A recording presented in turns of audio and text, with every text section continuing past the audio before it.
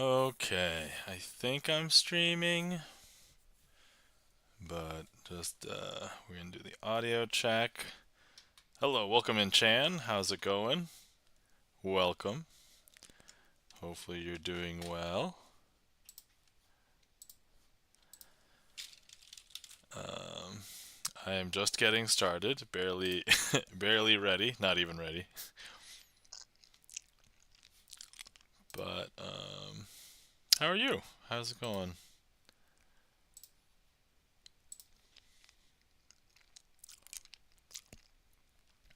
Oh, thanks for getting everything all set, Chan. Thank you. All right. Hope you had a good weekend. Yeah, I think I had a decent weekend. My weekend's not over. I actually have tomorrow off from work. So, but Chan says, I'm good. All right. Awesome. Good to hear, Chan. Hopefully you're doing well. Yeah, sorry I haven't been able to catch Magic Monday since you moved it earlier. Um, I am doing, family stuff or catching up with things. So, but Turkey Blaine, welcome in. How's it going? Oh, you heard?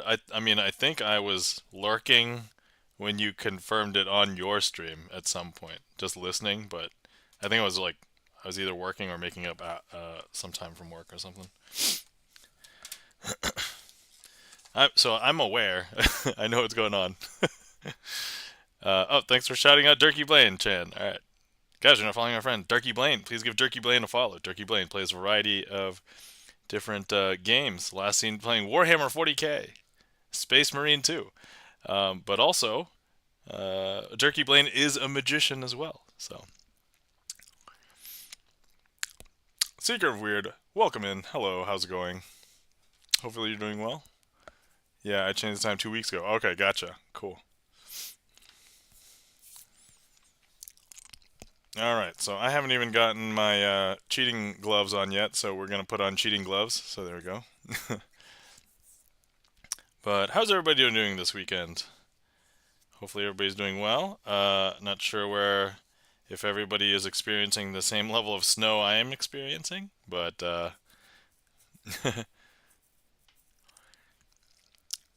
I live in western New York, so still the northeast of the United States, and we are getting a bunch of snow.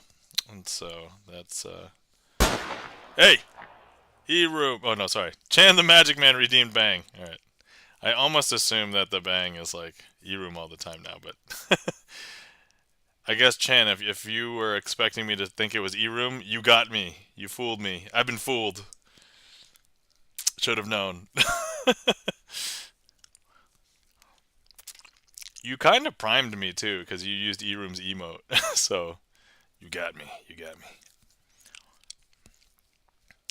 All right. So anyway, earlier this week, I had a birthday, so I'm 1 year older than last Magic stream. Not technically 1 year older from last stream because I did like a 1 hour video game stream of Vampire Survivors, which is a very addictive game if anybody likes real time action. Happy belated birthday! Thank you kindly, Chan. Greatly appreciate it. I'm an old man now. I mean, you could argue I was an old man before, but I feel older now. So, all right, let's see here. Man, my fingers. The weather around here is so dry. My fingers are like totally not the best for doing magic. But congrats on old. Thanks, Jerky Blade. All right, so let's see here.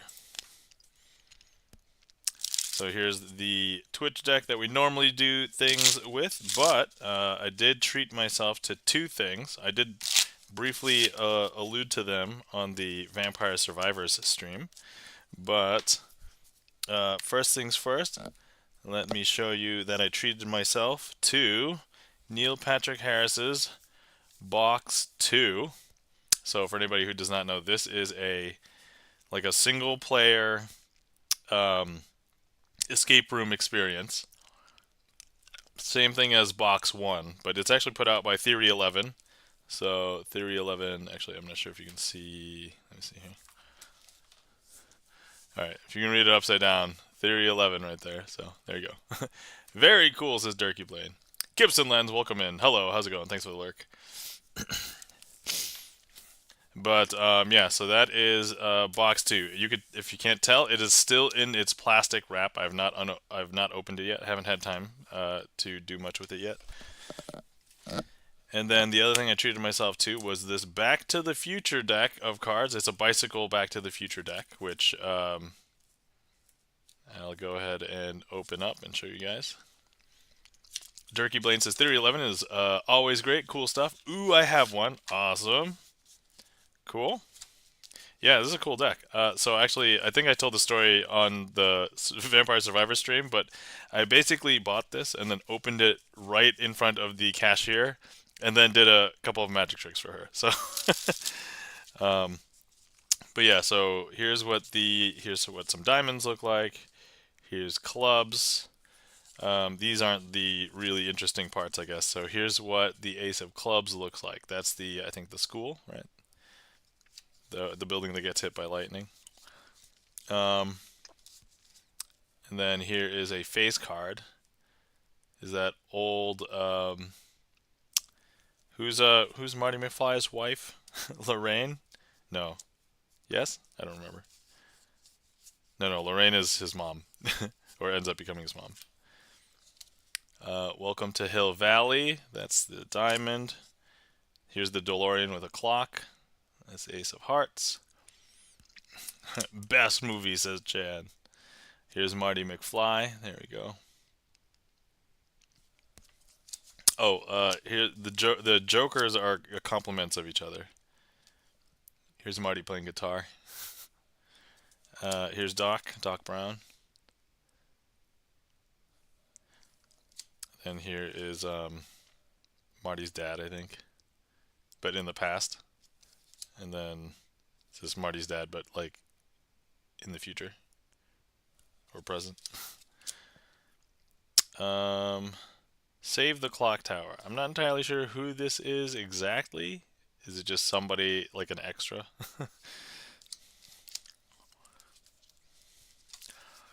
Let's see what else. Here's a couple others. Okay, this is Lorraine, right? Here's Lorraine, Queen of Hearts. Biff, right? Jack of Clubs, right? Ace of Spades. Here it is. Back to the Future. Boom, back of the DeLorean. There you go. Another Doc Brown.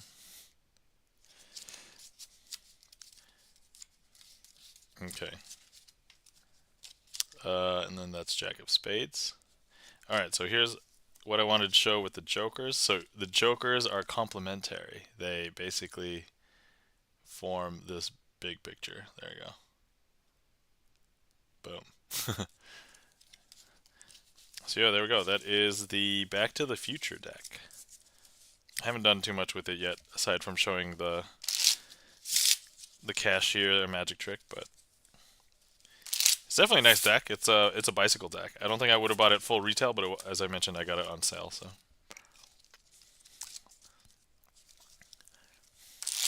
feels good. All right.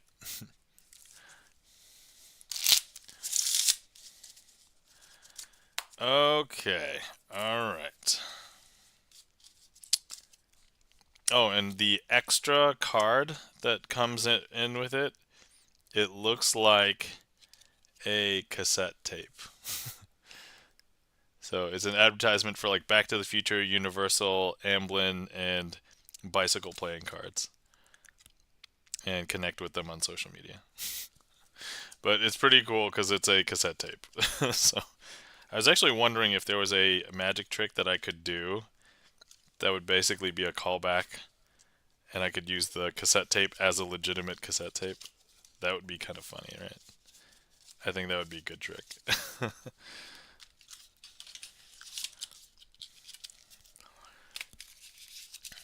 Charlie's Beats, welcome in. How's it going? And I think the one with the glasses is Marty's dad. Ah, okay. Excellent thought. Yeah, and then I could maybe...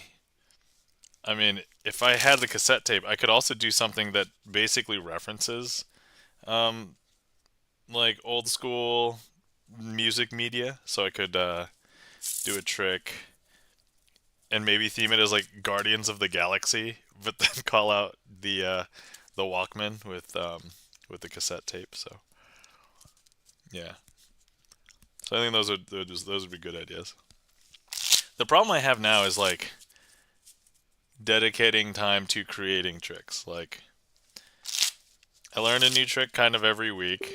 I guess I could like cannibalize that time, but I have so many other personal projects and like work and being a dad and stuff. So Um, Turkey Blaine says, for some reason, I've been sort of on a freak show style magic kick lately. Oh, okay. Like different kind of magic, like not traditional classic, but like the weird stuff or the stuff that like freaks people out, like eating razors or um, like gross stuff. Like the Amazing Jonathan. If anybody has never heard of or seen the Amazing Jonathan is hilarious. But like you should probably be okay with like blood. Well, it's gonna be fake blood, but I mean, I learned blockhead. You learned blockhead. All right, that's that's dedication. You are really on the freak show style of magic kick. Well done. Well, keep us posted. Tell us how it goes. All right, let's see here.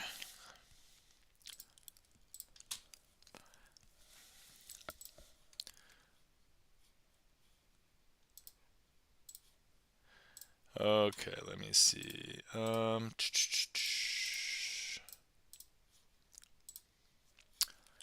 Let me go to. I just realized I'm not on my own trick list. Let me go to my trick list. Okay. Alright, what haven't I done in a while? I have not done illogical conclusion in a bit.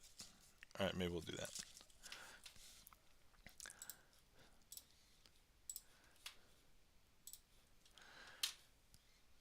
Sure thing, says Turkey Blaine. Alright.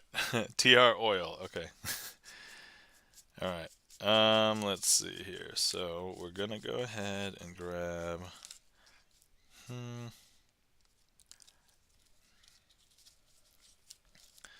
let's see there.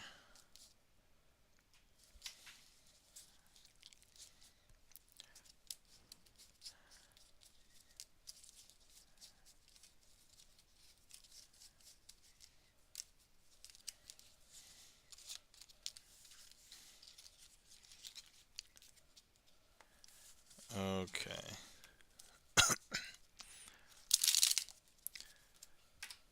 Let me see if I remember how to do this.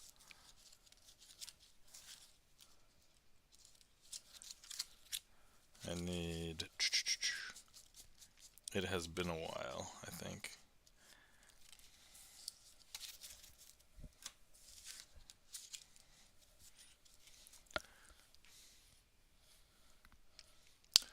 Oh, alright.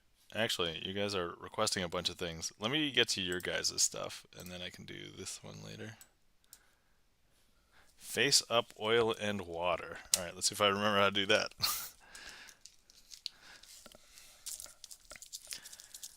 Okay. Oh, wait. Oh, face up. Okay, I can do that, actually. I'm like, wait a second. That's not the one I'm thinking of. Okay, alright. So, let's see. Face up, oil, and water. Alright, so we're going to have 8 cards. And these 4 are red face cards. And these are black spot cards. And at a glance, you wouldn't mix these up, right? Hopefully not. But here's what we're going to do. I'm going to go ahead and swap out 1 card from each of these. And we'll place them in the opposite pile. So they'll look something like this. Now, if I just close them up, and if I snap, that snap will actually kick the card that is in the pile into the other pile so that everything is correct. because if we take a look, here we have black spot, black spot, black spot, black spot, right? And over here we'll have red face, red face, red face, red face. So, alright, so here's what we'll do. We're going to go ahead and take 2 and 2, like this. We'll take 2 red face cards, place them with 2 black spot cards, 2 black spot cards, place them with 2 red face cards. And once again we will snap. And now everything in the pile should look correct because here red, red, red, red, red. And over here we'll have black, black, black, black. I know, weird, right? Okay, so here's the part that is a little bit weird. We will do this part upside down. So look, I'm going to go ahead and take the red face card. Sorry, I'll take the black spot card, place it with the red face cards, and the red face card with the black spot cards, and we'll combine them like so.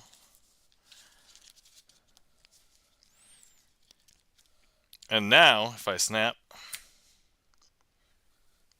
everything should be fixed because these are all red face cards, and over here are all black spot cards. And that, my friends, is Face Up Oil and Water. I also want to say I don't think I was as energized or like doing that trick like I normally would. I think it's because I'm like tired this week, so sorry if I'm a little tired. I mean, I think I did the trick fine technically, but I know that I'm not like as energetic or upbeat, I think, as I normally am.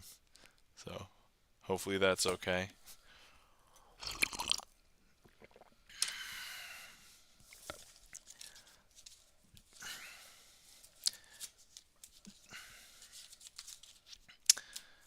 Alright. Next up is Mad Monty.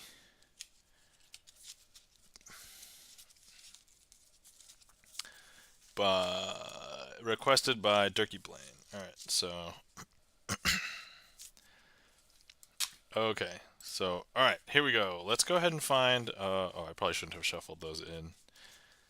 Let's find the 2 black 5s. Alright.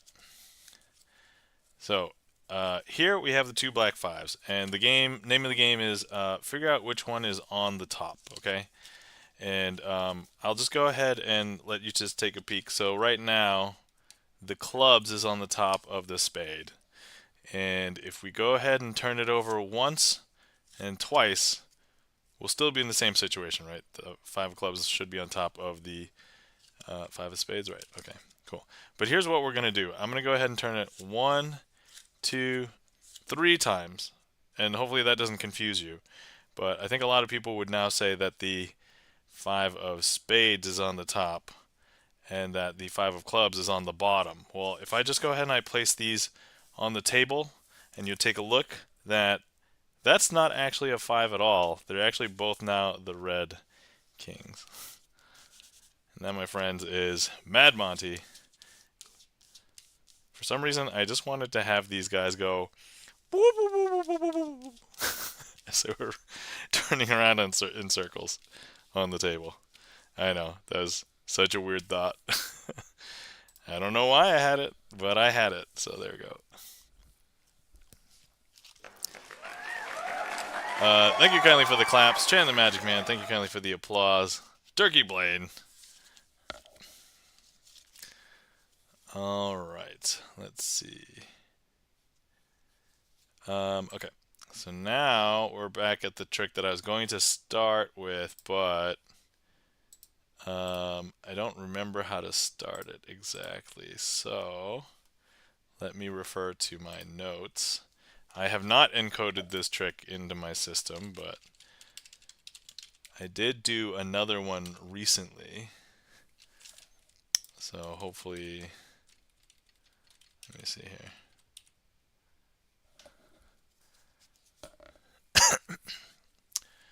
Okay, alright, gotcha.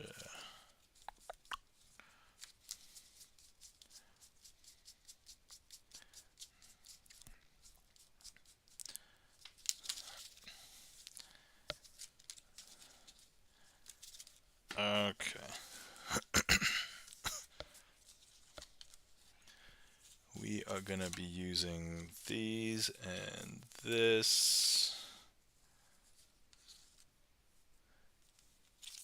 And these. Okay.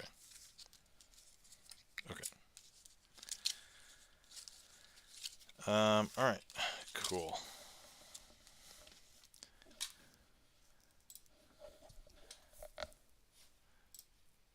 I've actually been thinking about pivoting my YouTube stuff because I want to get more progress done with my magic system, my sleight reading system. So I've been debating on like doing just like to shift it so that I'm making progress towards like documenting it. But anyway, it's neither here nor there. All right. So, all right, here we have 2 piles, and in each pile we've got 4 cards. So 1, 2, 3, 4. And I don't want to show you any of the cards in this pile, but I will show you all of the cards in this pile. They are these black spot cards.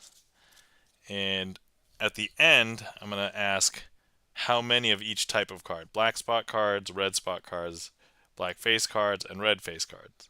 To make this fair, I'm going to go ahead and swap cards from this pile with that pile, and we will increase the number of cards we swap, and then we'll show you all the cards in this pile still. Okay, so here we've just swapped 1. Now if I show you, I believe they'll all still look like black spot cards. Now we'll swap 2, like that. We'll grab 1, 2, and we'll show you that it looks like black spot cards. And now we'll go 3, 1, 2, 3. And now if I show you black spot cards, and then the last one will swap out 1, and of course I will show you that these are all black spot cards. So now the question is, what are these cards? And that's the question. If anybody's been sitting around for a while and you haven't taken a swig, please hydrate. I'm going to hydrate. I'm having Earl Grey tea tonight. Chan said, "Hey, I just met you," says Chan.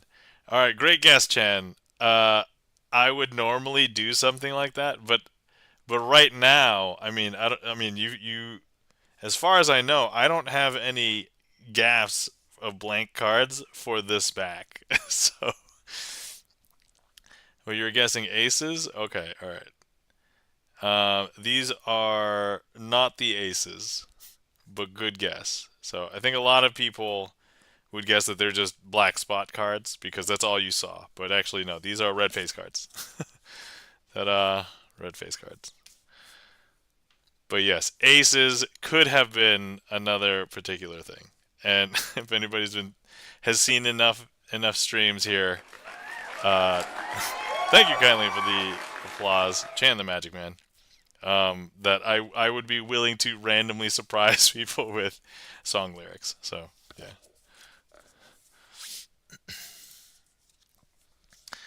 All right. Next up, we have a request from Chan. Oh, okay. It's snap change transpo. All right. Okay. Okay. All right. Here we go. So we've got a couple of cards. We have red 10 and black 4.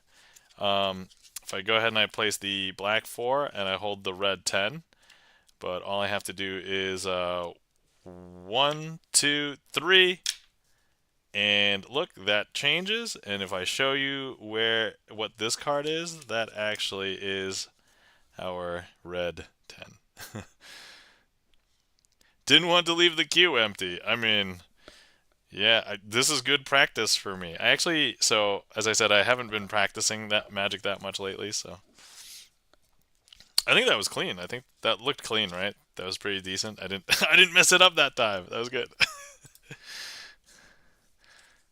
Malhoku, thank you. Welcome in. How's it going? Hopefully you're doing well.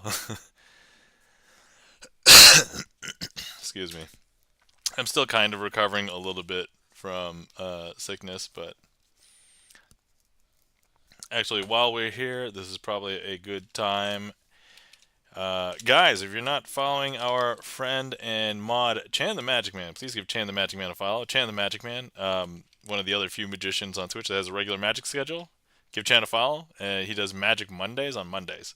If you catch him streaming other times, you might find him playing random community games, retro games, or lately I've been catching Chance playing Grand Theft Auto. So, all right, guys, you're not following our friend Dirky Blaine. I believe we got a shout out for Dirky Blaine earlier, but let's do it again. Dirky Blaine, variety gamer, but is also a magician. So please give Dirky Blaine a follow. Guys, you're not following our friend and mod GipsonLens. Please give GipsonLens a follow. GipsonLens is a pianist, also is working on his first album. Actually, it's kind of already done, but just currently we're waiting for all of the streaming services to get it, and then I think there will be a release for all of the on all of the things. But yeah, give GipsonLens a follow, and we can follow that. They're all of his originals. So I mean, they're not all like the album contains 100% GipsonLens originals, but there are more originals than are on the album. So, guys, you're not following our friend Seeker of Weird. Please give Seeker of Weird a follow. Seeker of Weird is an artist, but also likes to travel the world. So please give our friend Seeker of Weird a follow. And you can sometimes catch art. You can other times catch recaps of travel. So,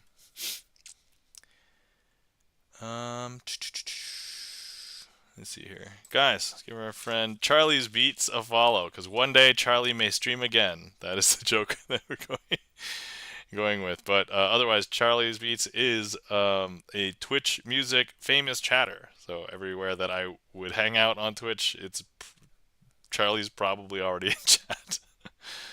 Unfortunately, I've actually not been hanging out on Twitch as much lately among all the things going on. So, but anyway, oh yeah, I gotta do eyes, right? Gotta do eyes. There you go. Boom. All right. And then Mal Haku, if you stream one day, let us know. We can give you a shout out. So let us know. All right, cool. All right, where was I? Yes. So I don't have that much like new stuff this week. I was just kind of like, so I talked about my birthday. I showed some magic tricks to a bunch of different people. Went out to lunch with some friends. Went out for drinks late at night. And I did randomly stream for like an hour and 20 minutes on my birthday for Vampire Survivors, which I've had a chance to play 2 more times, but for very short increments. But I'm not good enough at Vampire Survivors yet to do anything to like survive long enough so I've just been trying to get like a bunch of achievements because that like unlocks characters. There's a lot of characters to unlock. So if I ever do, I'll let you know. Ha. All right. Cool. Thanks, Malhaku. All right. Let me see here. Malhaku. Something you might appreciate if I haven't shown you these. I have 3 Cyberpunk bicycle decks. Have you seen these? Were you here when I showed them off or no?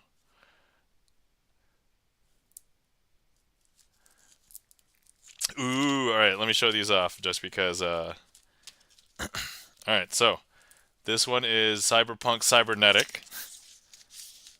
So here's what the hold on. Let me just grab the random. Okay, there we go. All right. So here's what the backs look like, and here's what the fronts look like. So they kind of have like the pixelated cyberpunk aesthetic, if you will, if that's the appropriate. So I dig those. So shiny. Yeah. And so Yeah.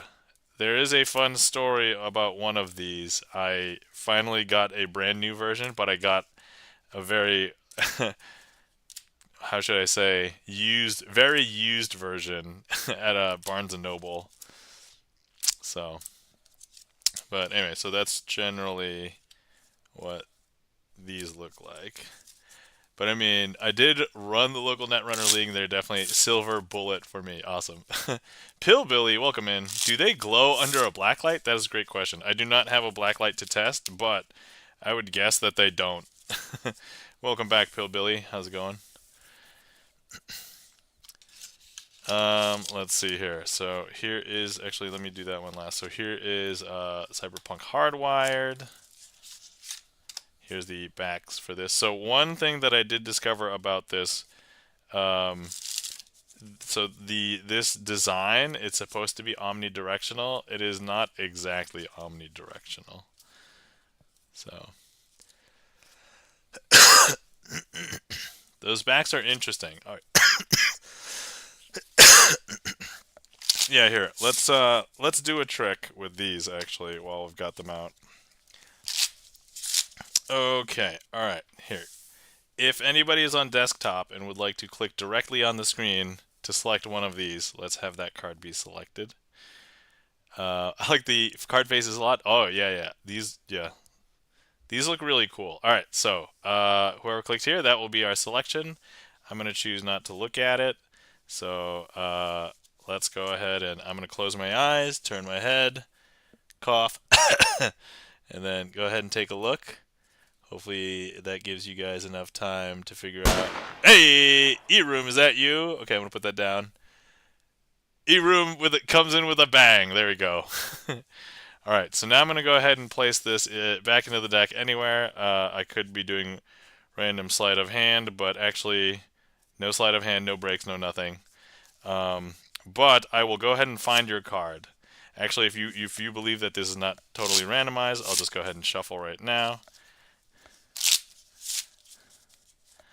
Okay, all right. And now I'm going to go ahead and attempt to find your card. 1, 2, 3. Okay. All right. So here we go. Let me. All right. So did we get the card? Go ahead and tell me what the card was. Mark Rise, welcome in. How's it going? Find and that. Okay.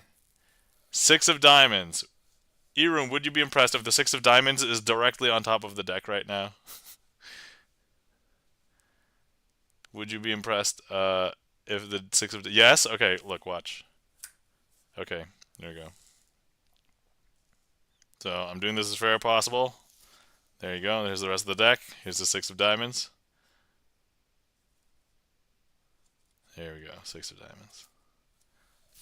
And these are not all 6 of diamonds. These are... they're all different. There you go. Nice one! Okay. Alright, so, yep. So that is... that.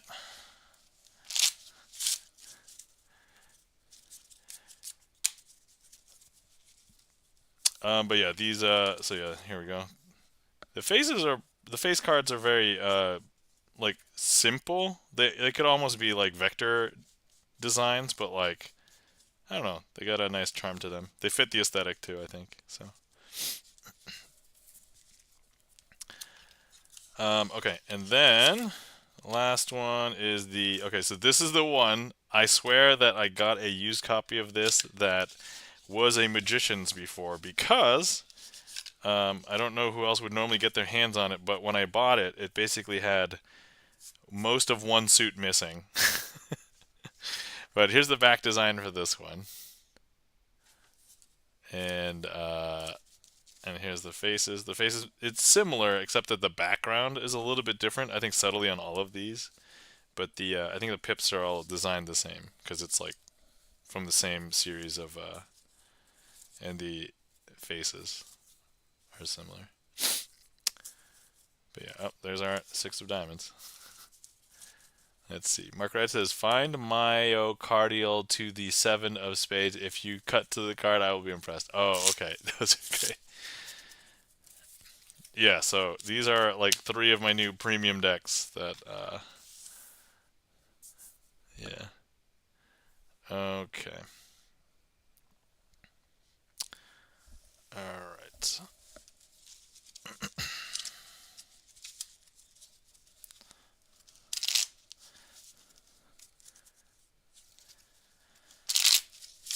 Okay, alright, so do we want to try and cut to the 7 of spades? I mean, if it works, this would be... I don't think...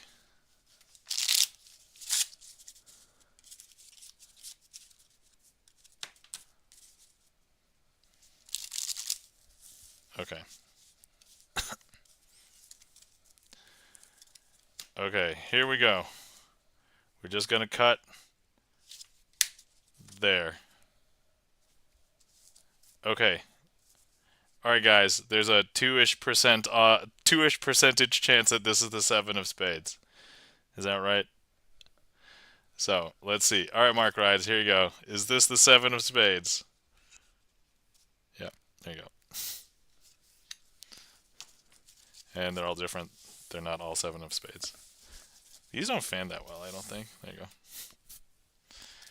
They fan, but the index is like further, it's like deeper into the card design than like bicycles. So they're not like right at the edge. So, wow. Okay. All right. So let's go ahead and just stick that back into the deck there, and then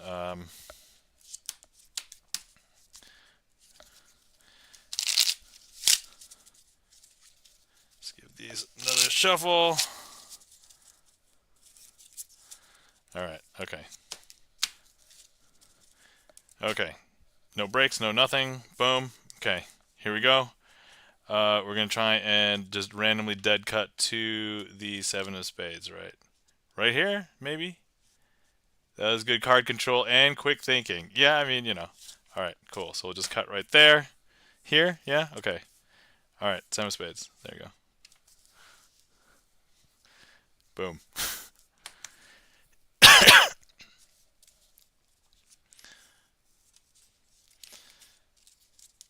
All right. Woo. Yeah, I've been trying to just randomly like improvise things a little bit more. So, ah! Oh, that was bad. I've dropped some cards on the floor. Hold on. Let me. They're very slippery. They're brand new. Brand new cards. Barely used them. So slippery. I'm leaning off of 2 chairs right now. Ugh. Okay. I guess you guys got a look of my pajama pants. Don't get everybody too excited. You couldn't time a fumble more comedically if you tried. Hold on. I thought I picked up 4 cards. I dropped another one. Yeah. Okay. All right. Okay. All right. Let's just mix this up here.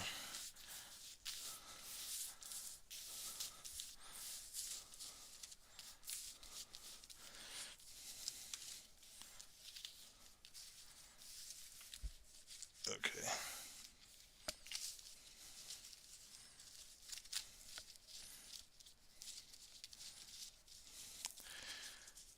Let's see. You, I'm working on improvising more. Explosion. That's great. All right. Okay. Okay. So here's what we're gonna do. All right. Where was I? Dead cut to a 7 of spades. All right. Is this the 7 of spades? I think it'd be way harder to do now because I totally dropped all the cards. But hopefully this is still the 7 of spades. Yeah, there you go. Last card you dropped on the fumble was 7 of spades. That would be amazing. Nice. After the that whole thing. I've actually found that when I went to do my first gig like a couple weeks ago, there was a moment where I was like, "Oh, if I ever need to misdirect and I like don't need the deck, I could just literally drop cards like on the floor. People basically will naturally want to help you and pick them up. I'm just like, oh, okay. So if I, it's an out. Like if you're ever in performance for magicians out there, if you're ever performing and you need a moment of just like free misdirection, just drop some cards. Just like you drop 4 cards and you're like, wait, that's there it is. It's on the floor. Yeah, if you get it on the floor, then you could be like, if you know which one it is, point to one. Just be like, point to one. No, okay, okay. And then if they hit it, it'll be amazing. 25% chance. So, all right, cool. So that is the 3 cyberpunk decks. And yes, they are very slippery, but there we go.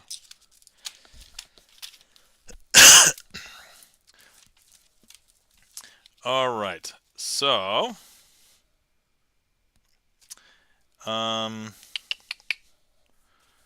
let's see. If anybody wants to request any tricks, feel free. At the moment, the queue is empty. I do remember that I messed up a couple of what I would call finale tricks last time, so I'm actually tempted to do one of them right now, just so that I could get it out of the way. But it would basically be a boss trick, so I think because I was rushing through it. Alright, so here we go. We're going to do Dazed, and this is going to be a boss. So technically I ended the stream with this, and I don't think I really messed it up, but there was one part that I was like really kind of unhappy with. And then I did that after my other one, Picasso Aces, so let's go ahead and do this one. Alright. So here I've got a packet of cards. We've got a 6 of diamonds, we've got a queen of clubs, and then we've got 4 other cards. If I show you these from this side, they all look kind of normal. See, 1, 2, 3, 4. But if I show you the other side, it's going to look weird because they're going to look like they have backs on both sides. Actually, all of them except for this one. This one's a weird one. So that one's a blank one. Now, if I do something strange with these double-backed cards here, and I just reflect them over, like, let's say one of these. So if I hold these over here, something weird is going to happen, because actually all of the cards will turn into 6 of diamonds. 1, 2, 3, 4. I know, that's super weird. But the same packet, which is this thick, okay, I'm going to go ahead and reflect it over the queen of clubs. Like that. And now all of these cards will end up turning into the queen of clubs, because look. I know, right? 1, 2, 3, 4. Super weird, yeah. Okay. And now, right now, this packet, they are queens of clubs still, but all I have to do is, when I take this card and I turn it so that the blank side is face up, all of the cards become blank. Because look, 1, 2, 3, 4. And now some people are like, hey, wait, we want to see the backs of those cards. And to that I would say, sure. So now I show them the back. 1, 2, 3, 4. All right. And I'll call that a successful performance of Dazed. And so you can even say we beat the boss there. Yay! I just have to not rush through like the trick, even if it's like the end of stream. I think that's usually okay. So, thank you kindly for the claps, E-Room.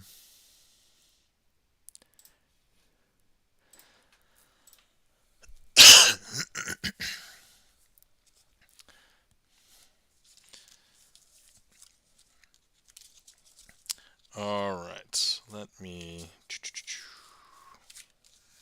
reset these here.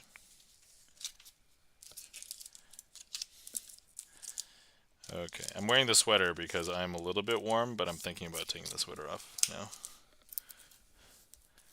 I try to make this look as least sexy as possible. I don't want anybody falling in love with me over stream. If you want to fall in love with me, it's got to happen in real life. Okay. All right, there we go. Okay. Where was I?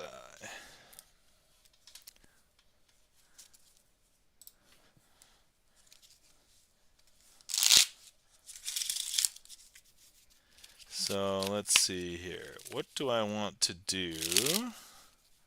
Let's do something with this. We don't normally do something with these. So let's...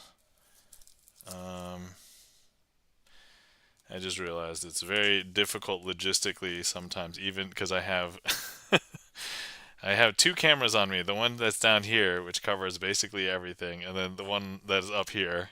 So Charlie's Beats has requested a trick.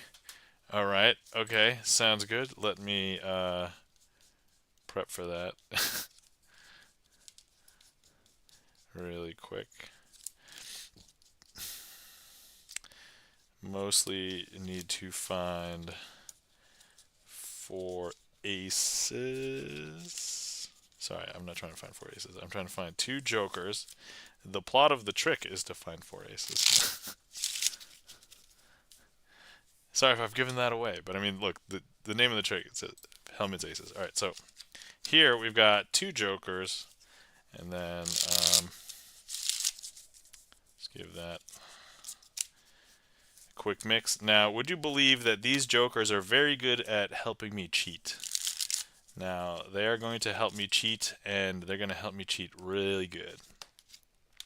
They're going to help me find all of the aces, because they are going to find them for me. So here's the first thing. Now, this one isn't so much magic as it is just skill, right? So here's what I'm going to do. I'm going to hold the 2 jokers like this, and I'm just going to go ahead and riffle through the deck. As I riffle through the deck, I'm going to get the jokers in there, and hopefully they can snag one. That's the plan. So here we go. 1, 2, 3. I don't know if you guys saw that, but look, these jokers have snagged a card. And hopefully that card is an ace, because otherwise they'd be very bad at cheating for me.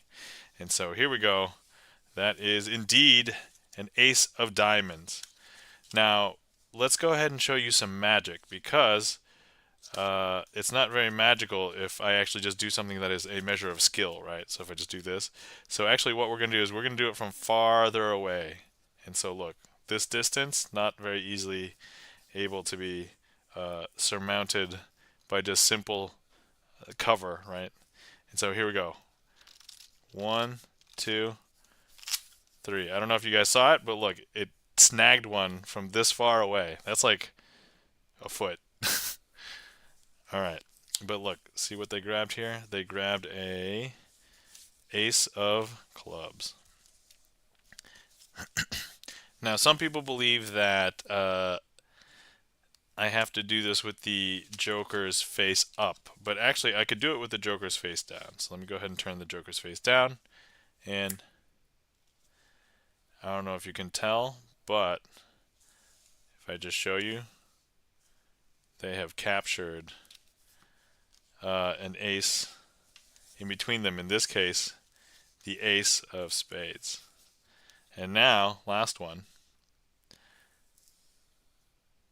look, I won't even make any funny moves. They've already found the last ace. Here we go. The ace of hearts.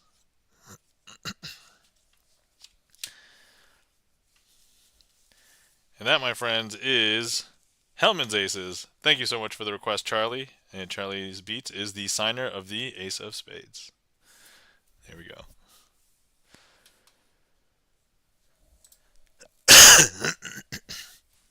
Thank you kindly for the claps. E-Room, Charlie's Beats.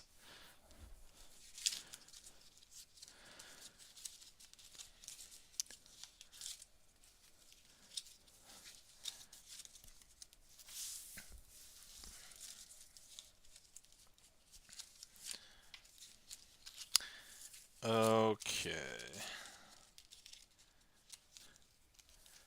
There's actually one that I've been thinking about putting on the list just since last week, so maybe I'll just go ahead and add it now. Enter. Oh wait, that will add it to the queue. Hold on, I want to add it to the list.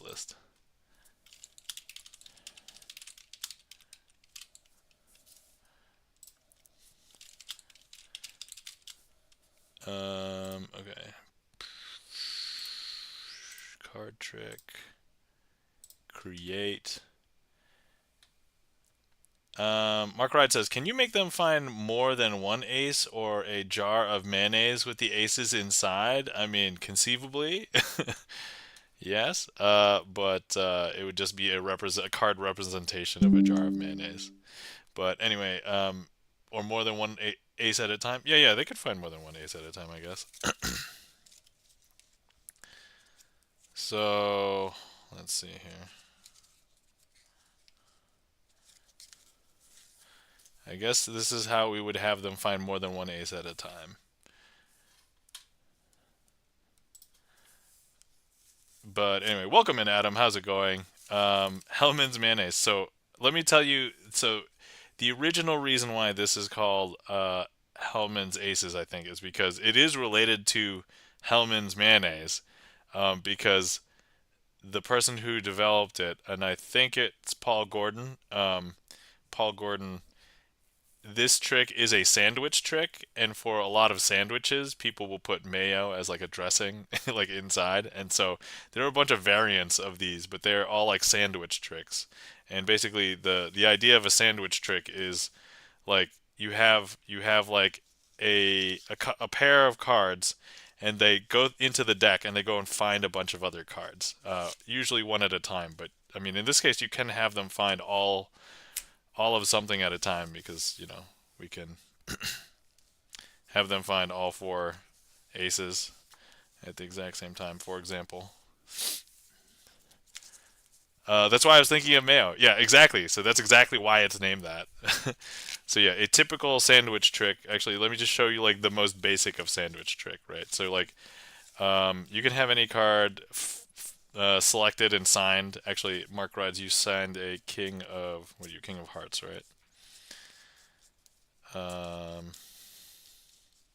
yeah, King of Hearts, signed by Mark Rides. There you go. And so that can be lost in the deck. Mark Rides tuna salad, whatever. Yeah. and then you would have whatever cards. They don't have to be the jokers. I just happen to use jokers because I like to include them in the deck. But like some people just use like the two aces or a pair of queens or something. But yeah, so however it's done, you can basically just have the jokers then sandwich whatever the selection is in between them. And so, and look, I can just go ahead and just cover that up. Jokers go and find their sandwich, and they have sandwiched the selection in between them. So, there you go. But yeah, so that's where I guess, the history of why sandwich tricks are sometimes called, so like, there's like hold the mustard, hold the mayo, there's like some sandwich tricks that's called like the Royale with cheese, which obviously represents like a burger, but it's still the same kind of thing. It's just a really big sandwich trick, basically. But tuna salad, I'm not familiar with tuna salad myself. I don't know how I would adapt a trick for tuna salad. I kind of think tuna salad is a little gross most of the time, so when I've had it. Uh, so I don't know. I don't really have fond memories of of tuna salad.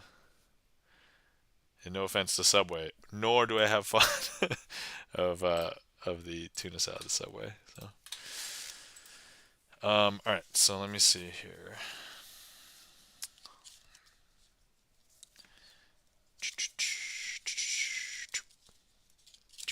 Okay. Okay. I want this. Okay. There we go. Okay, so I think I did this. I don't know if it was last week or 2 weeks ago, but very recently, and I want to put it officially on the list. But it's basically called the interactive opener.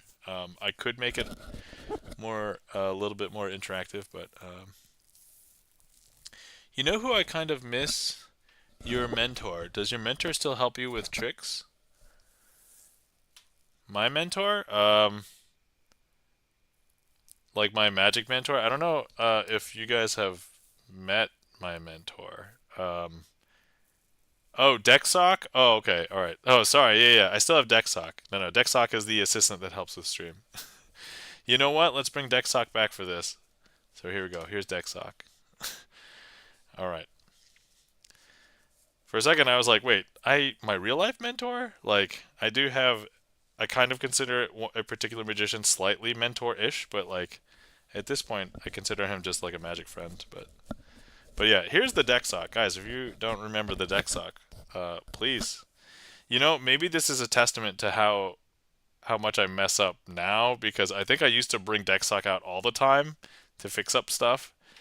And I guess lately I just haven't brought DeckSock out. But anyway, all right, DeckSock, why don't you do? You know what, DeckSock, you help me do this trick, okay? So, all right. So here we've got 1, 2, 3 cards, and I want to hand you DeckSock 3 invisible cards, okay? So here's 3 invisible cards. 1, 2, 3. All right. Now, I want you to take one of those invisible cards and give them to me. All right? So here we go. Thanks, DeckSock. But DeckSock, you put the card in facing up, not facing down like the rest of these. So when I count through these, so before I had 3, right? So now I have 4, but one of them's face up.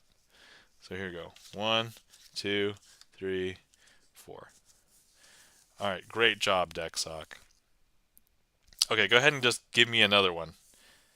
Why did you stick it in face up again, DeckSock? Come on, are you trying to mess me up here? All right, okay. So 1, 2, 3, 4. All right. Okay, DeckSock. All right, here we go.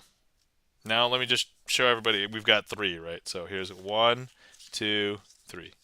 Now I need you to give me that last card that I gave you. Okay, and just put it back. Yep. Okay. Man, guys, DeckSock is being a jerk. DeckSock's putting them in face up because yeah. So look, 1, 2, 3. There. Is that's weird. Okay. All right, DeckSock. So here we've got 1, 2, 3. Right. So DeckSock, I am going to need you to take one of these away. Okay. So go ahead and take one away. All right. So now I've got 2, right? So look, we've got 2. Okay. But now we're going to go ahead and put these 2 into this packet. And now I want you to take one of those face down cards away, DeckSock. Here you go. Take one of those away. And now we have just one. And what is that one card that you left me? It is indeed the Ace of Hearts. And that, my friends, is the interactive opener with our friend DeckSock. Yay, DeckSock. Thanks, DeckSock. The true magical talent of the stream. DeckSock's always here, always helping me out. Just might not have as much camera time, Thank you kindly for the claps and the emotes. E-Room, Charlie's Beats. Vampire Eat, welcome in. How's it going? Thanks, DeckSock. Yeah, I almost forget sometimes all of like the props that I bring out, right? Like, for example, Merry Christmas, ha ha ha. But if you guys have seen the trick, you guys know what's up with this.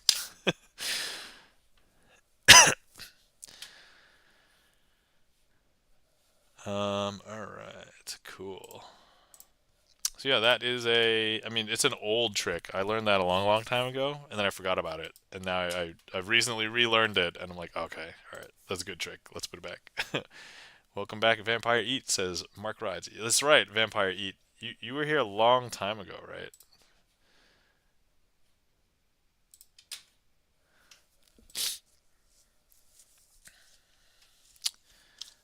All right. So, queue is empty. If anybody would like to request anything, feel free.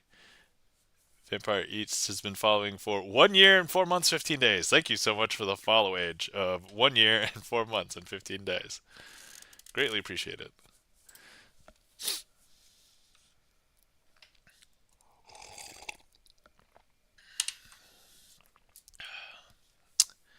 Play it straight. I have not done this in a while.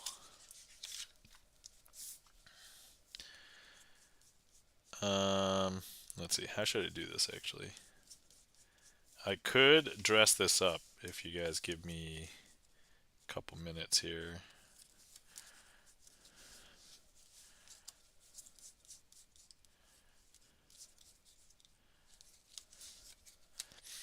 But, alright. Yeah, we can do that.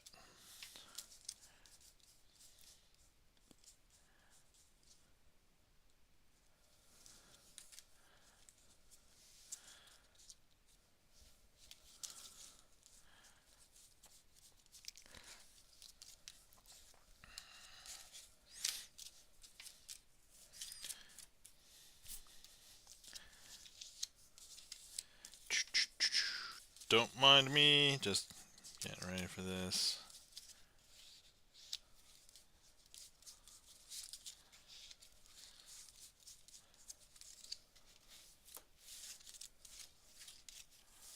Okay, let me see here.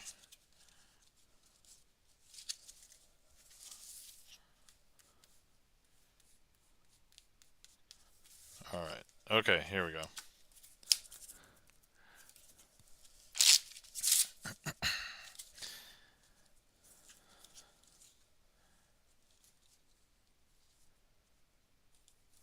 Okay.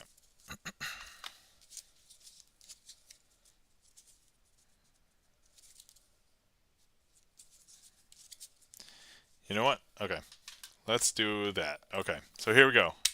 I haven't done this trick in a while, actually since Christmas, but okay, so first things first, I do want to show you that we do have a Christmas ornament. So Merry Christmas red truck carrying, you can see like Christmas trees on the back here. So there we go. I'm just going to leave this off to the side in frame. Alright, so there we go.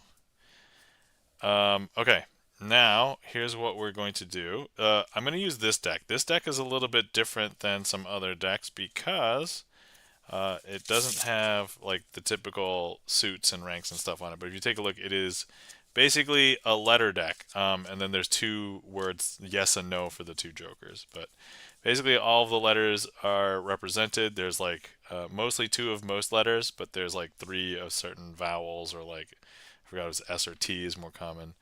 And then like there's only one, like Z, J, X, that kind of thing. So alright, so first things first, I'm going to need a card selected, and so let's just go ahead and let me see here. That's not on camera. There you go. Let's go ahead and just have chat here, just pick from one of these. So here, select from one of those. And if you are, okay, there you go. Okay, cool. So, all right, excellent. So that will be the selection. Just go ahead, I'll grab everything else. Now, what I want to do with the rest of the deck is I'm going to go ahead and cut it into about 4 equal parts. So like here's one. It doesn't have to be perfect. I just want it to be like roughly same to 3 and 4. Okay, and now here's what we're going to do. I'm going to go ahead and turn over these two piles, and we're going to shuffle face up into face down cards. I know this part's super weird, but look, we're going to go ahead and really shuffle in. Just get a good shuffle there. Shuffle in face up into face down cards. I'm just going to push those in like that. Okay. And then we're going to do that again with this pile.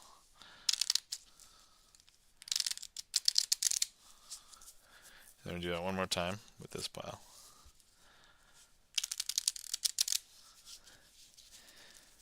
Okay. Alright. So a bunch of these cards are super messed up. See, there's some cards that are face up, face down amongst each other. Okay. All right. A free scandalous shuffle. Yay, says Mark Wright. All right. So here's what we're going to do. Oh, crap. All right. So you know what? I need to bring out the deck sock because I was supposed to find your card. And actually, if I recall, I didn't even show you what this was. Um, so, okay. You know what, deck sock? This is what we're going to do. Face up to face down. Yes, yep, exactly.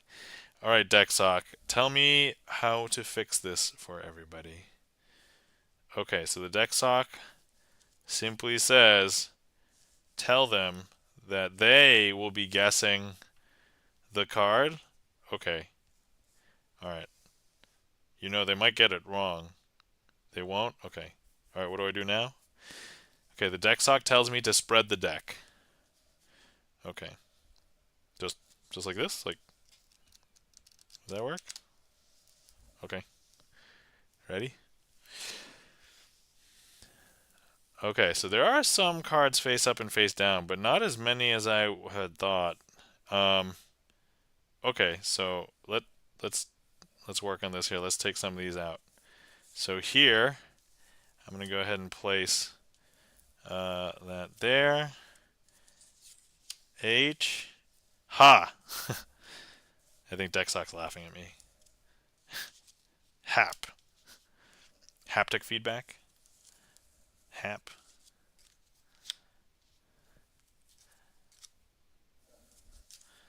Happy. Okay. And then C R Happy Christ. Happy Christ. I'm not trying to lead anybody to anything. Happy Christum. Happy Christum. Christums. Alright, guys. I don't know if this is going to be that impressive. But, important question. What card was yours? Okay, so maybe we messed up this trick a little bit.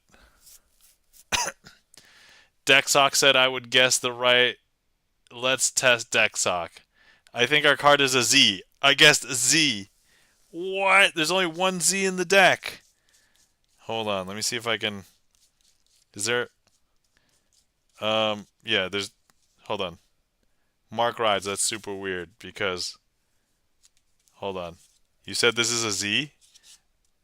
That's so weird. But no. What? But that wouldn't make sense, right? That Z would be there. So. Let me go ahead and grab this here. But actually, this was not a Z. This is actually an H. Dexock, I don't even think you got it right. You said happy. It's not even happy. It's supposed to be merry, right? H. There you go. So Christums. Now it should say Christmas, right? But it's obviously a little bit late for that. Oh, okay, Dexock. It's tying into this ornament. Oh, okay. All right. So here we have a truck, and it says, look. If you take a look, it says merry. Merry, not happy. Right, Dexock? Right? Okay. Man, Dexock has messed it up. And look, you spelled Christmas wrong. See, look, if you take a look, Christmas is. Wait a second. Christams. Christums. All right. Well, Dexock, I think you win. You win, Dexock. All right. Thank you, Dexock, for taking us on that little journey down memory lane. If anybody has the emotes here, you can use the Merry Christmas emote right now. There it is. It is literally this. So Charlie's Beats got it. Thanks for putting that out there, Charlie. All right. And thank you so much for that request, Mark Rides.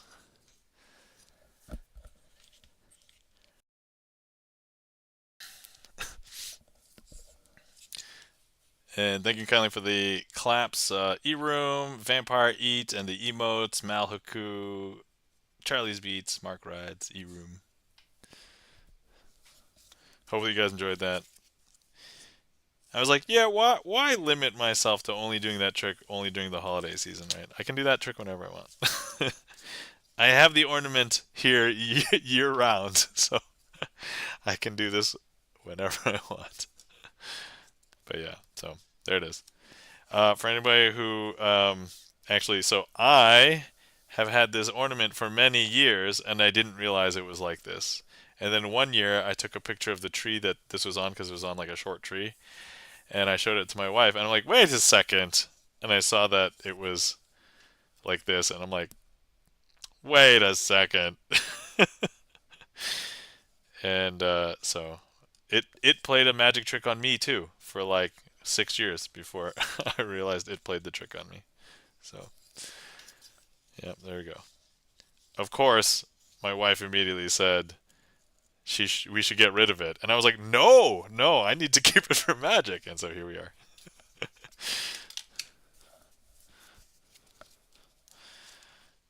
Needless to say, I think I've used it for magic. So there you go. So that was played straight triumph with the Christmas ornament.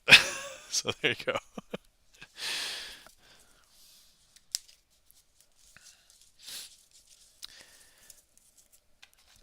All right. But I do like to use the letter deck. So if anybody's interested in that deck, this deck is called the DMC Alphas. And there are other decks that you can get that are letters, but this is just so well designed.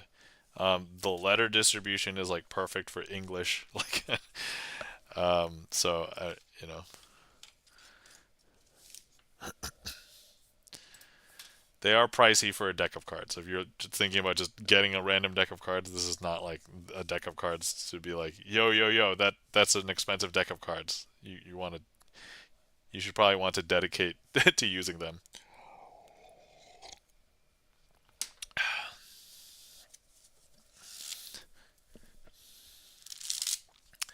Okay, I want to try something a little bit random. So here's what we are going to do. I need a selection from this deck. So if anybody is on desktop, if you can click directly on the screen, that will be our selection.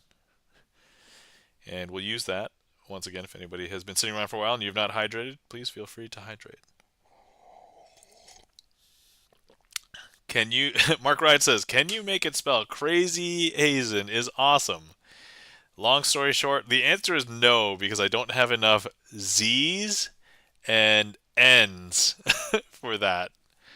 But I think a couple of let wow, thank you, first time chatter, welcome in, Zeto Ghetto. I assume that that's how it's pronounced, so please correct me if it's not pronounced Zeto Ghetto. But the way that your name reads, that's how it reads to me. You have so much aura. I found your stream. Ah, thank you kindly. All right, so here we have our selection. All right, so here's what I'm going to do. I'm going to go ahead and pull that out. I'm going to go ahead and thank you kindly for the follow, Zeto Ghetto. All right, so here's what I'm going to do. I'm going to go ahead and close my eyes, turn my head, cough. Now, you guys make sure that you know exactly what that card is, and I'm going to turn that back down. Okay, I'm going to open my eyes. Did you guys get that? Somebody's got it? All right, E-Room's got it? All right, great, excellent. So here's what I'm going to do. We can go ahead and just put that back into the middle of the deck anywhere, like so. Okay. Okay, so here's what I'm going to do. I'm going to go ahead and cover the deck with my hand like this. And I'm going to try and extract your card from the deck, okay? So here it is, deck's right there, okay? We're going to go ahead and try and extract the card from the deck. Okay. There we go. Okay. All right. At this point, could you tell me what your card is?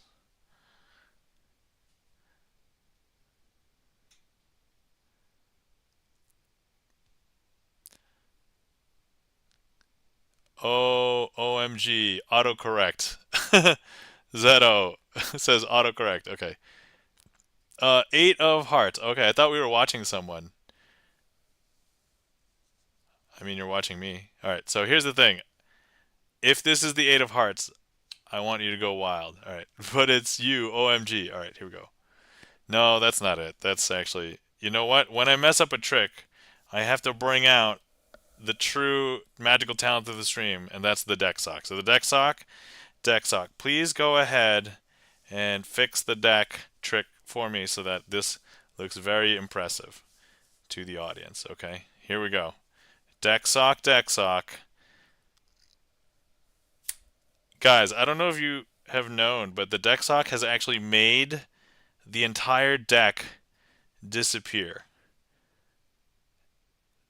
Yeah, the deck sock has made the entire deck disappear. I don't know if you know, but actually, except for your card. So hold on, let's take a look. I kind of still see like if you take a look at the it's. Wait a second, guys. Guys, the cards are all clear. Every single card. Every single card except for one. Every single card except for one. What? So every single card is clear except for, and what was our card was the eight of hearts. Is that right? There we go, eight of hearts.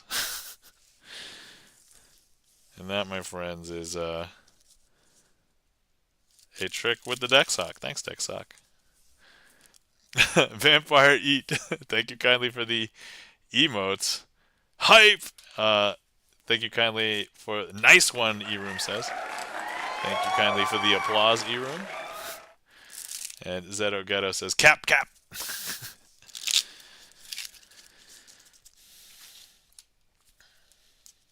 Oh, if we're saying cap, cap, there is a trick that I like to do that, let me see,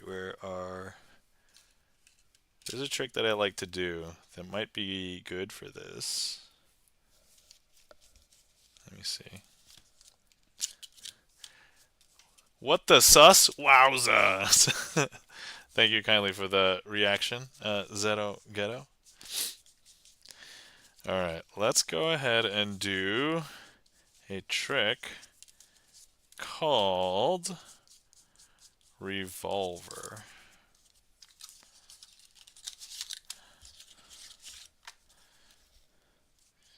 Let me find... I'm just going to do the basic 4-card version.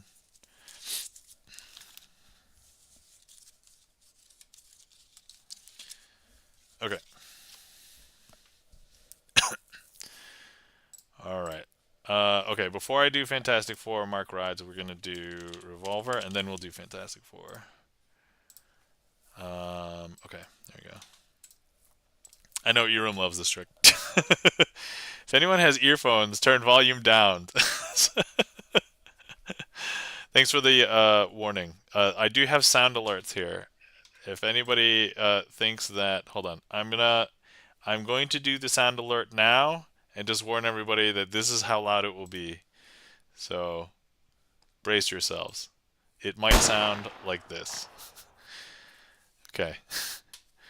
All right. Okay. Here we go.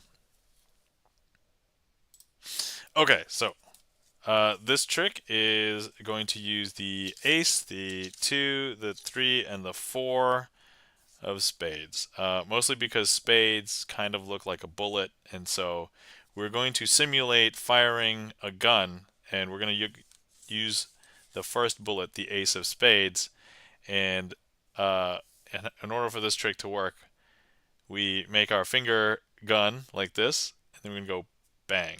And how it will look is that the ace of spades will turn itself face down. I just realized you can kind of see this. Hey, E-Room. E-Room is fast on the draw there. So now if we take a look, Here's the 3, here's the 2, here's the 4, but the ace has turned itself face down. I know, super weird, right? Okay, so now we're going to go ahead and fire off the second gun, second bullet, and so we're going to go ahead and fire off the 2, and the ace will turn itself back face up, but the 2 will turn itself, bang! There you go, E-room, quick on the draw. So here's the 3, here's the 4, oh, I should probably wait. There's our 2, and here's our ace. And Mark Rides is transporting things. Alright, okay, so now we're just going to go ahead and fire off our third bullet. Here we go. Finger gun. Ready? Bang! There you go. And now our third one should have fired. Once again, I'll wait for the, there you go, to clear the screen. Alright, so here's our 4, here's our ace, here's our 2, and there's our face down 3. And then our 4. Here we go, last one. I'm going to fire this off. I'm ready. Bang! Thank you, E-room, for firing off all the bullets. So now we're going to go ahead and see. Here's a 2. Hey! Mark Rides! Firing more bullets. Here's our ace. There's our 4, and here's our 3. Now, here's the thing. I'll wait for the... Okay, there we go. Now here's the thing. Here's our 4. Let me just turn this face up. And if I was to ask you what color are the backs of all of these, I think you would say red, right? Because the story goes, after each bullet shot, we see a lot of blood. All of this has left everybody bloodied with a red uniform, right? But what you may not know is that actually maybe that was just an illusion and nobody was shot, because actually if you take a look at all of their uniforms now, they're all still blue and there's no red. No red at all. That, my friends, is Revolver.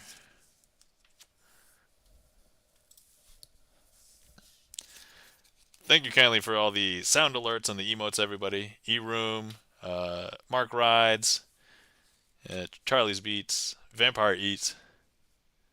Thank you kindly. Nice, says Malhaku. Thank you for the nice.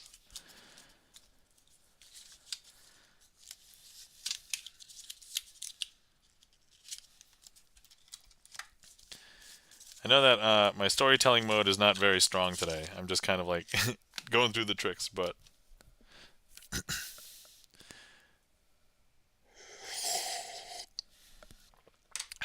Alright, next up is Fantastic Four. So let's go ahead and perform that. So this is like the only one of the few tricks that I can say is like an original of mine.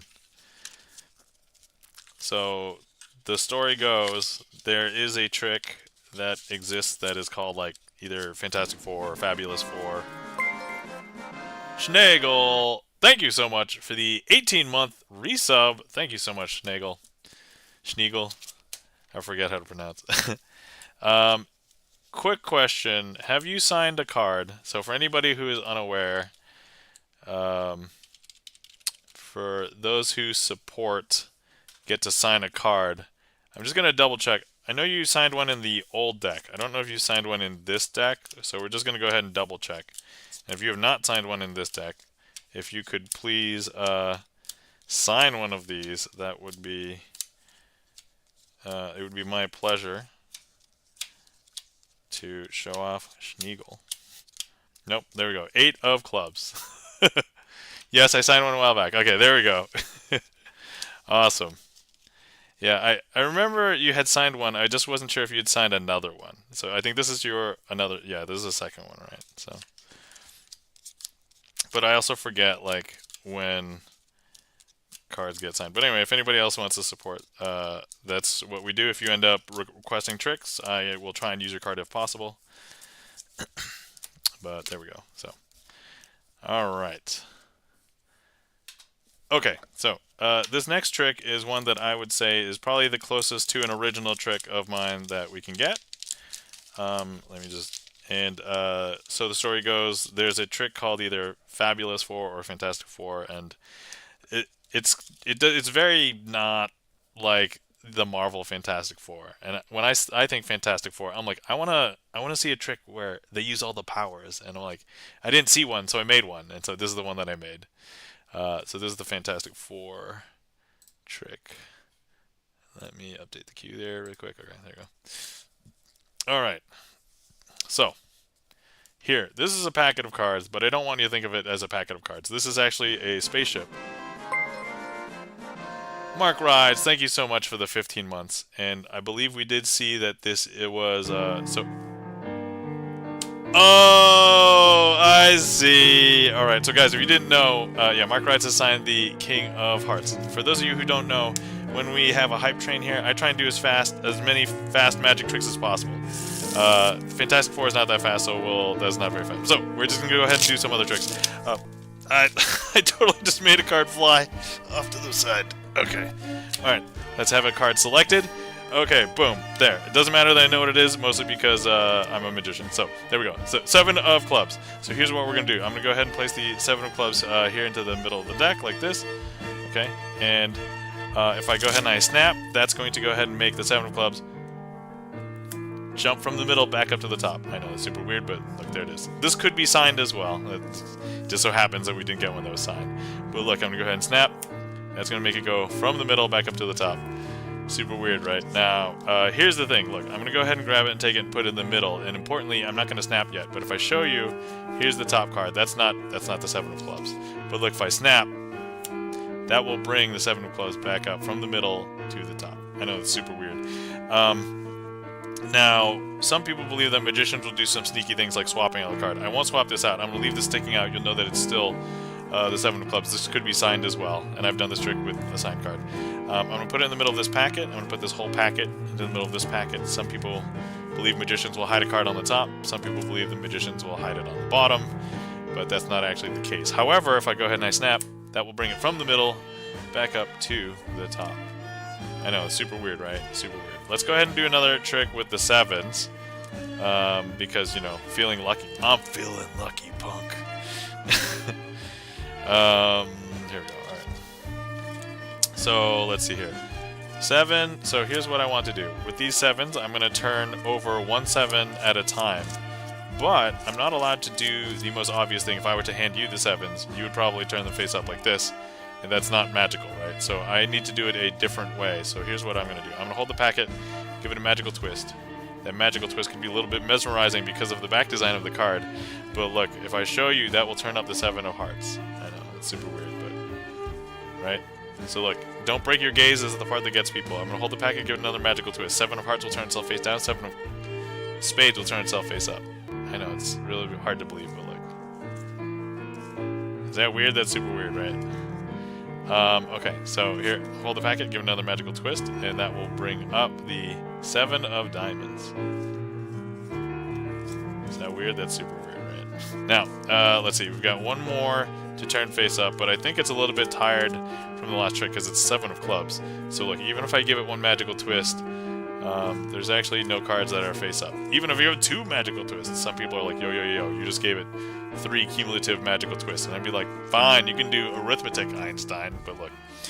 Now I'm going to need the deck sock to do this magic trick for me. So deck sock, go ahead and turn the 7 of clubs face up. I think he just did it, right? There it is. 7 of clubs face up. Super weird, super weird. Okay, so I'm gonna leave I'm gonna leave all of the 7s over here for a second. We'll get a is Hype Train music from Bert? Yes, the Hype Train music is from Bert. So if anybody is familiar with GipsonLens's Expanse, this is a remixed version of Expanse that I manually remixed, editing sound files together. Alright, so here is our selection. So I'm going to go ahead and grab the 8 of spades. So let's go ahead and put the 8 of spades here. And here's what we're going to do. I'm going to go ahead and use the 7s to try and find the card. So I'm going to go ahead and turn these all face down like this. And I'm just going to go ahead and run my hand over all of these, okay? So here we go. 1, 2, 3. I don't know if you guys noticed, but actually all 4 of those cards have become 1 card.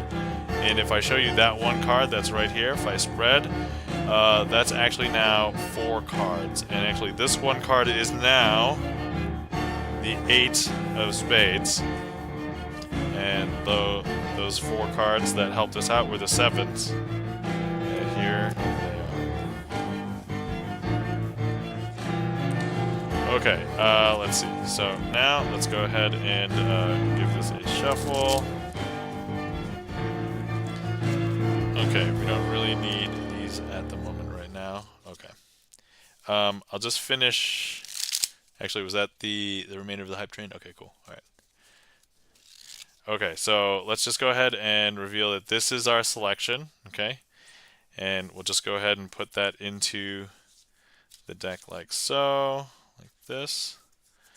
And then if we just make the deck do a 1, 2, 3, hop, skip, and a jump. I don't know if you guys could tell, but look, the entire deck has just done a flippo around the card because look, there it is.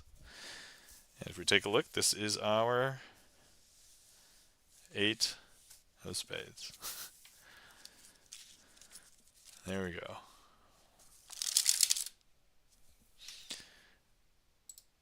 All right, thank you so much for that hype train, everybody. Let's see. I believe that was from our resubs from Schneegel and Mark Rides. So thank you guys for the resubs, and thank you so much for the support. Hopefully you guys enjoyed.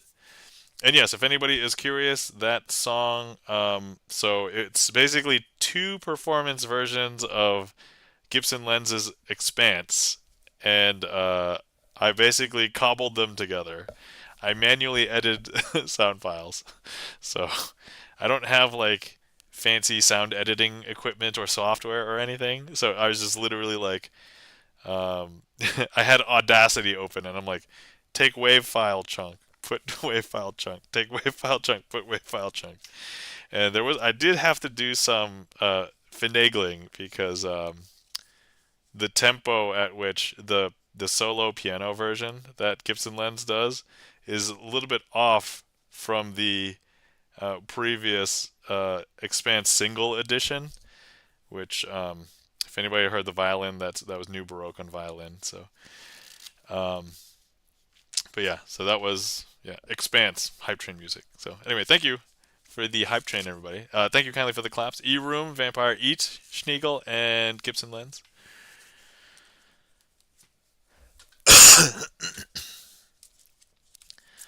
And yes, Expanse will be on GipsonLens's album. So if anybody was wondering, that's going to be happening soon.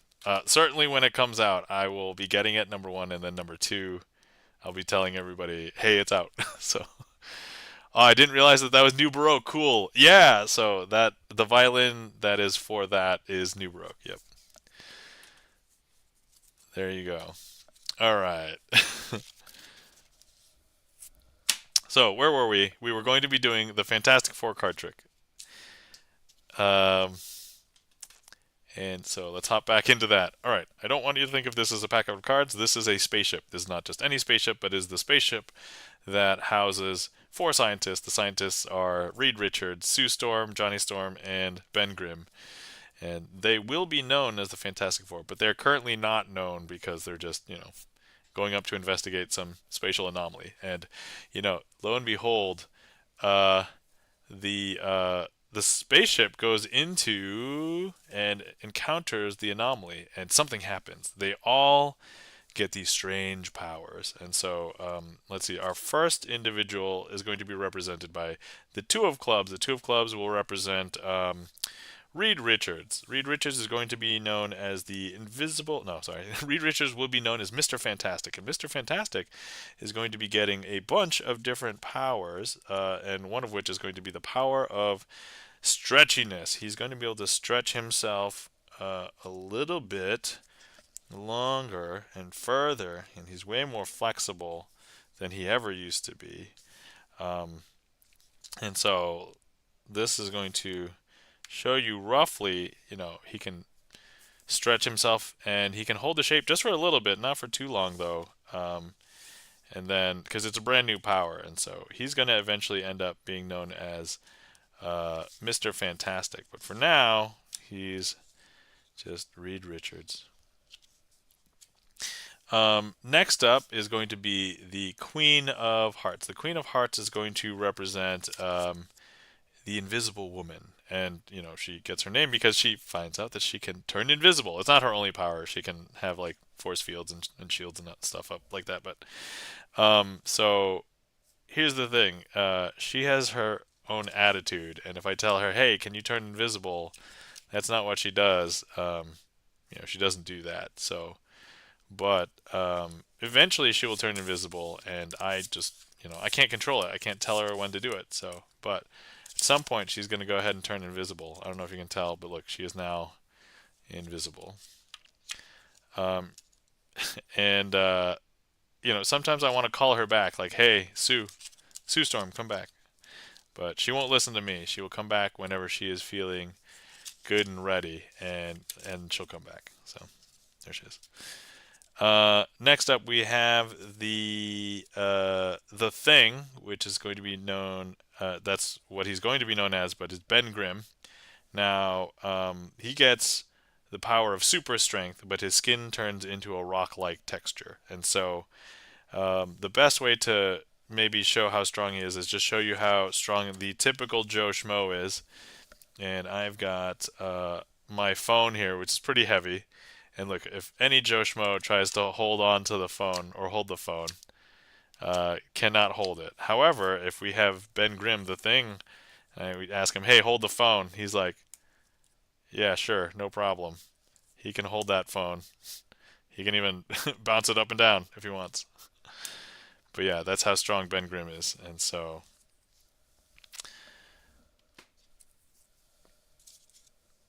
and finally, we'll have Johnny Storm, who will be known as the um, he's going to be known as the Human Torch.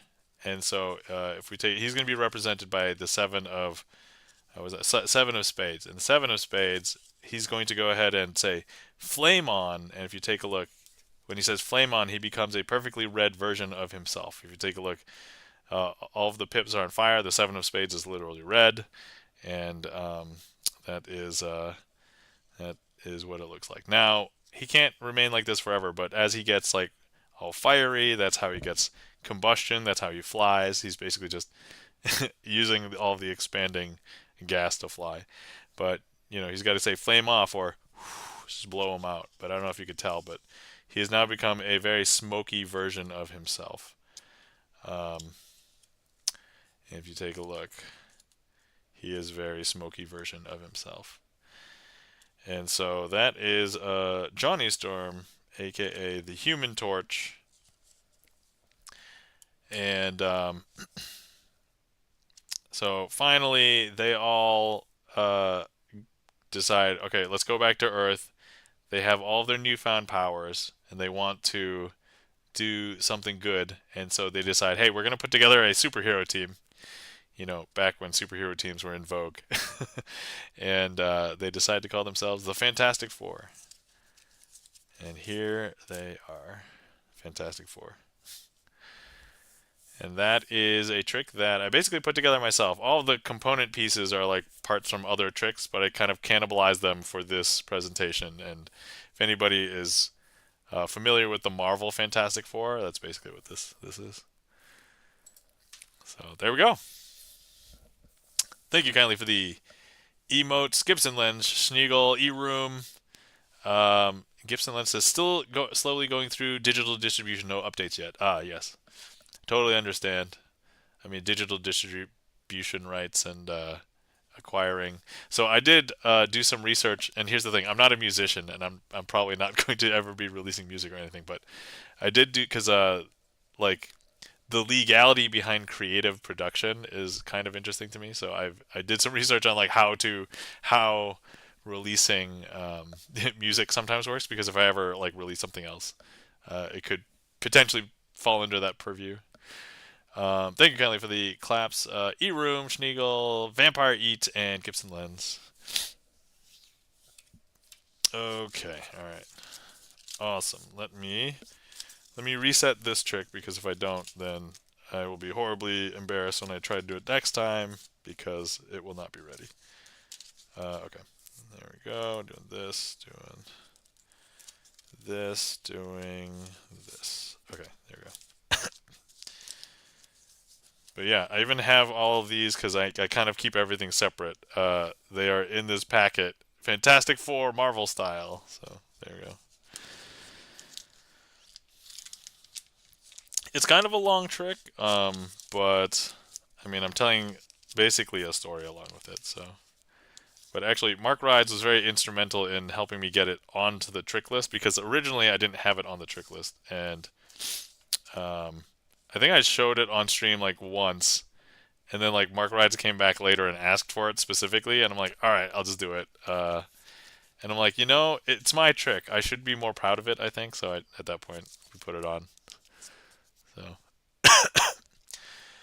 Mark Wright says, I like how you have a red seven of spades. Don't hey, make reverse decks where all the art and the diamonds are black and all the spades and clubs are red. Mark Rides, the short answer is obviously the deck exists because there's a trick for it, but you cannot easily openly get the deck. It is not like something you can just go to even specialty magic shops and be like, hey, do you have this thing? And I'm like I searched for it for about a year and a half to 2 years until I finally found it, and I think it was somebody on stream that called out that said, "Oh yeah, if you want that, that's this exact trick, and you have to buy this exact trick to get the deck." But yeah, so it exists, but it is this one thing. It's not widely available everywhere. It's only available from distributors that sell this one trick. So it's basically one guy. So one guy makes the deck. So yeah, I don't wanna share the name of the trick, but for anybody who's actually a magician that is curious and wants the trick name, you can ask me later off stream. But for everybody else, yeah, you're gonna have to learn some card magic first. Prove to me that you're actually doing magic, and then we'll talk. So yeah. Mark Wright says, first time I saw that trick, I assumed you changed from spades to hearts. I did, yeah, I did originally have that be a heart, because I did not have the red seven of spades back then when I first started, because my brain couldn't wrap around red spades. Yeah, yeah, I changed it after I got the deck that had the red spade. So no, you are correct in which my original version used a heart. So, but yeah, it was actually a long time before I was able to get it, and was like, oh, if I could get that, that would like complete this trick, right? It would make it pretty awesome. All right, I'm actually going to reveal one thing. So I have not revealed many of these, but I'm going to reveal one of these because it is very relevant to this trick, actually. And so um, I haven't worked it in yet, but I will work it in at some point. Let me see here. So this, that, this. Yeah, I gotta figure out where this goes, but oh no, I can't do it with this. Oh, okay, never mind. All right, so long story short, so here is, and this is the thing I may want to consider working in, but so this is the smoky seven, right? Seven of spades. I have also a faded smoky seven of spades. So this is the thing I was thinking about maybe trying to work in as well. Haven't done it yet, but that's the slight reveal that I will quote unquote reveal to you guys today. But otherwise, that will be it for the reveal.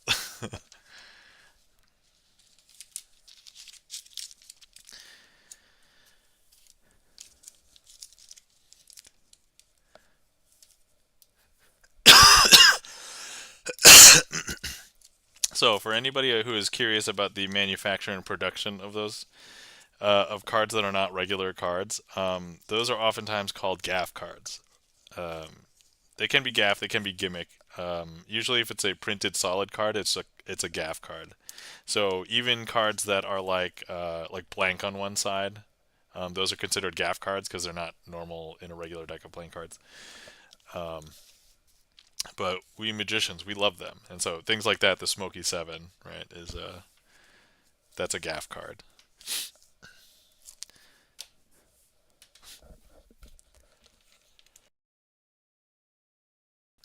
Have you ever tried reproducing this trick with Marvel versus cards? I have some Marvel versus cards, but I do not have, I think, enough to do it with. And I think a problem would be so I think doing Mr. Fantastic would be problematic. I think doing Invisible Woman would be okay. I think doing The Thing, I could do it, but I'd have to create another thing. And then for the Human Torch, I mean, I could turn it into different cards, perhaps, but like it would be, I'd have to find like illustrations for the various parts of Human Torch. So,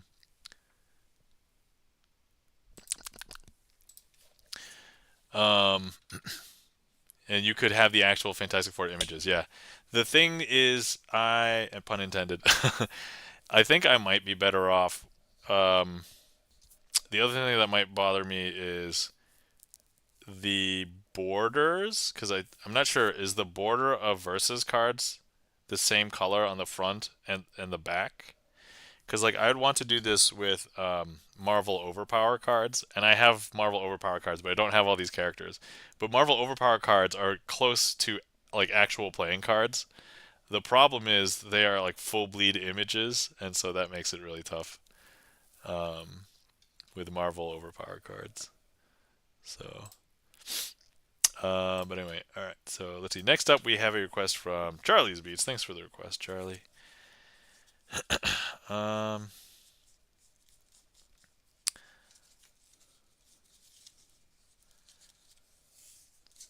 Let me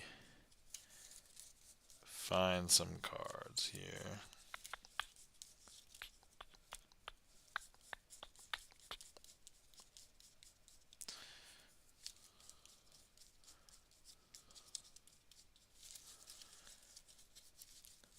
I forget how to do this. Okay, there we go. We'll do this. Okay.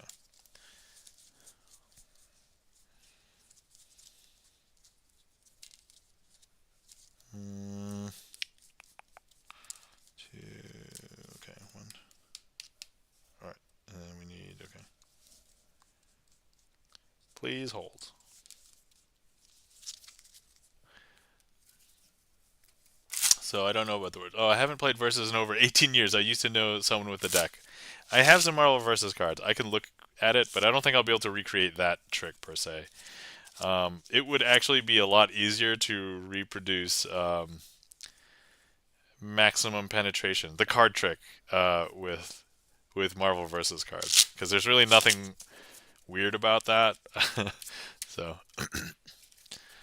but yeah. Okay. Okay. So this next trick is called Incauto Tromposo. I don't know exactly what it translates to. Somebody told me a long time ago, and then I totally forgot. But all right, so it's kind of like a 7-card Monty in which you can try and follow the card that's different, right? So here we've got some red spot cards, and what I want to do with these red spot cards is I'm going to go ahead and lay them down here like this.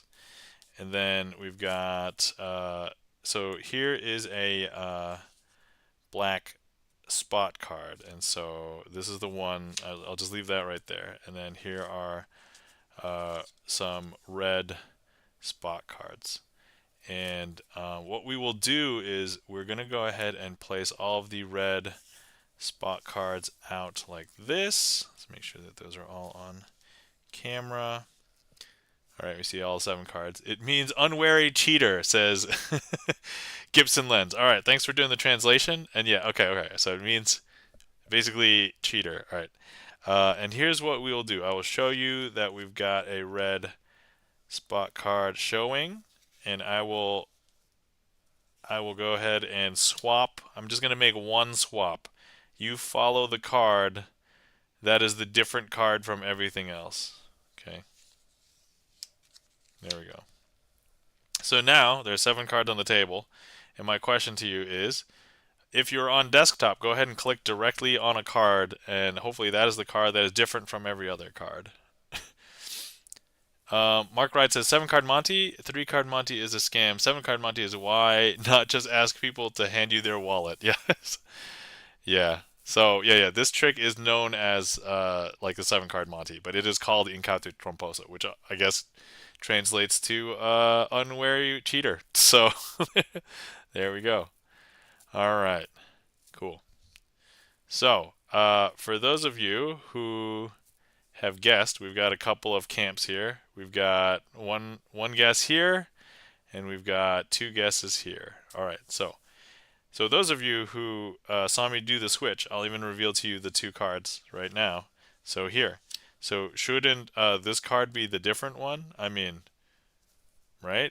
Except that, whoever chose the center card, you guys have probably seen this trick before. Because the one that is actually different from all of the other ones is indeed this one. Because these are actually all black spot cards. And if you had selected this one, unfortunately, this one is a black spot card like all of the other ones. You do this trick with Magic the Gathering. I know it's the middle cards as Mark Rides. Yes, I've done this with Magic the Gathering cards as well. So anyway, Charlie's Beats, thank you so much for the request. And Charlie's Beats, the signer of the Ace of Spades. Normally I like to use the card of the person who requested the trick in the trick, so there we go. But yes, I have done this with Magic the Gathering cards as well. For anybody who likes Magic the Gathering, I have a redeem where I'll do a magic trick. So it's only like 500 channel points or something. I don't remember. But no, Magic the Gathering cards, that's 1,000. All right. I thought it'd be more popular. Maybe I'll drop it. Thank you kindly for the claps. E-Room, Charlie's Beats, Vampire Eat. Hopefully you guys enjoyed.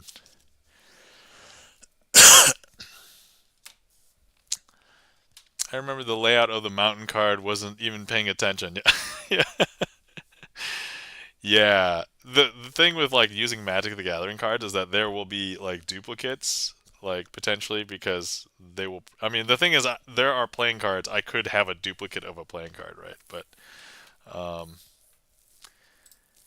so if you guys are not aware of like card trick lingo, so this is kind of a little bit of education.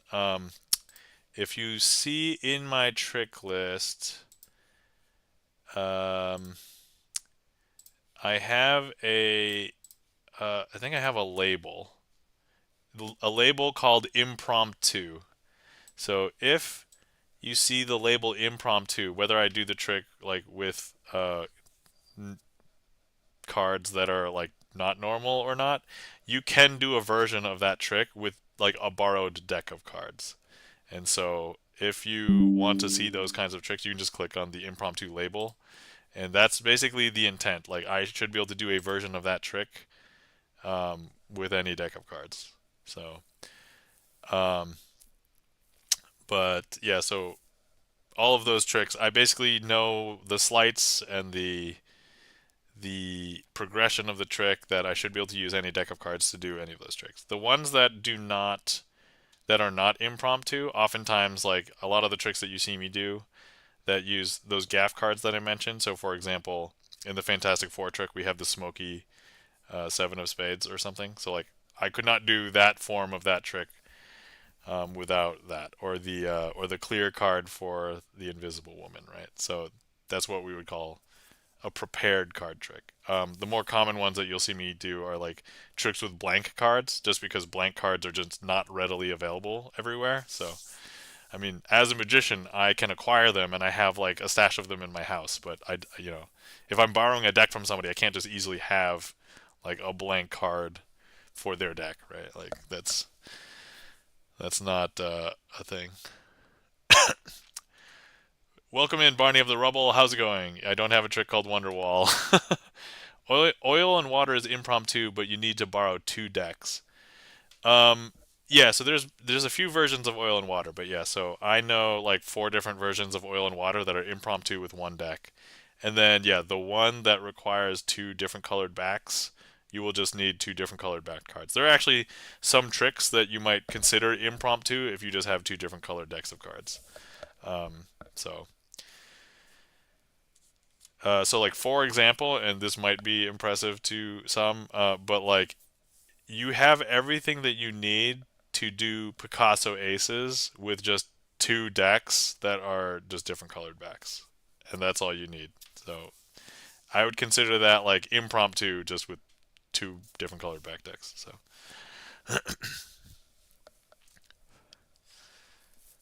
that doesn't necessarily mean that so like if there's some preparation that you need to do with the decks, if you can secretly do it or just like kind of get into it, just while talking with people or entertaining them, secretly, that's something you could do too.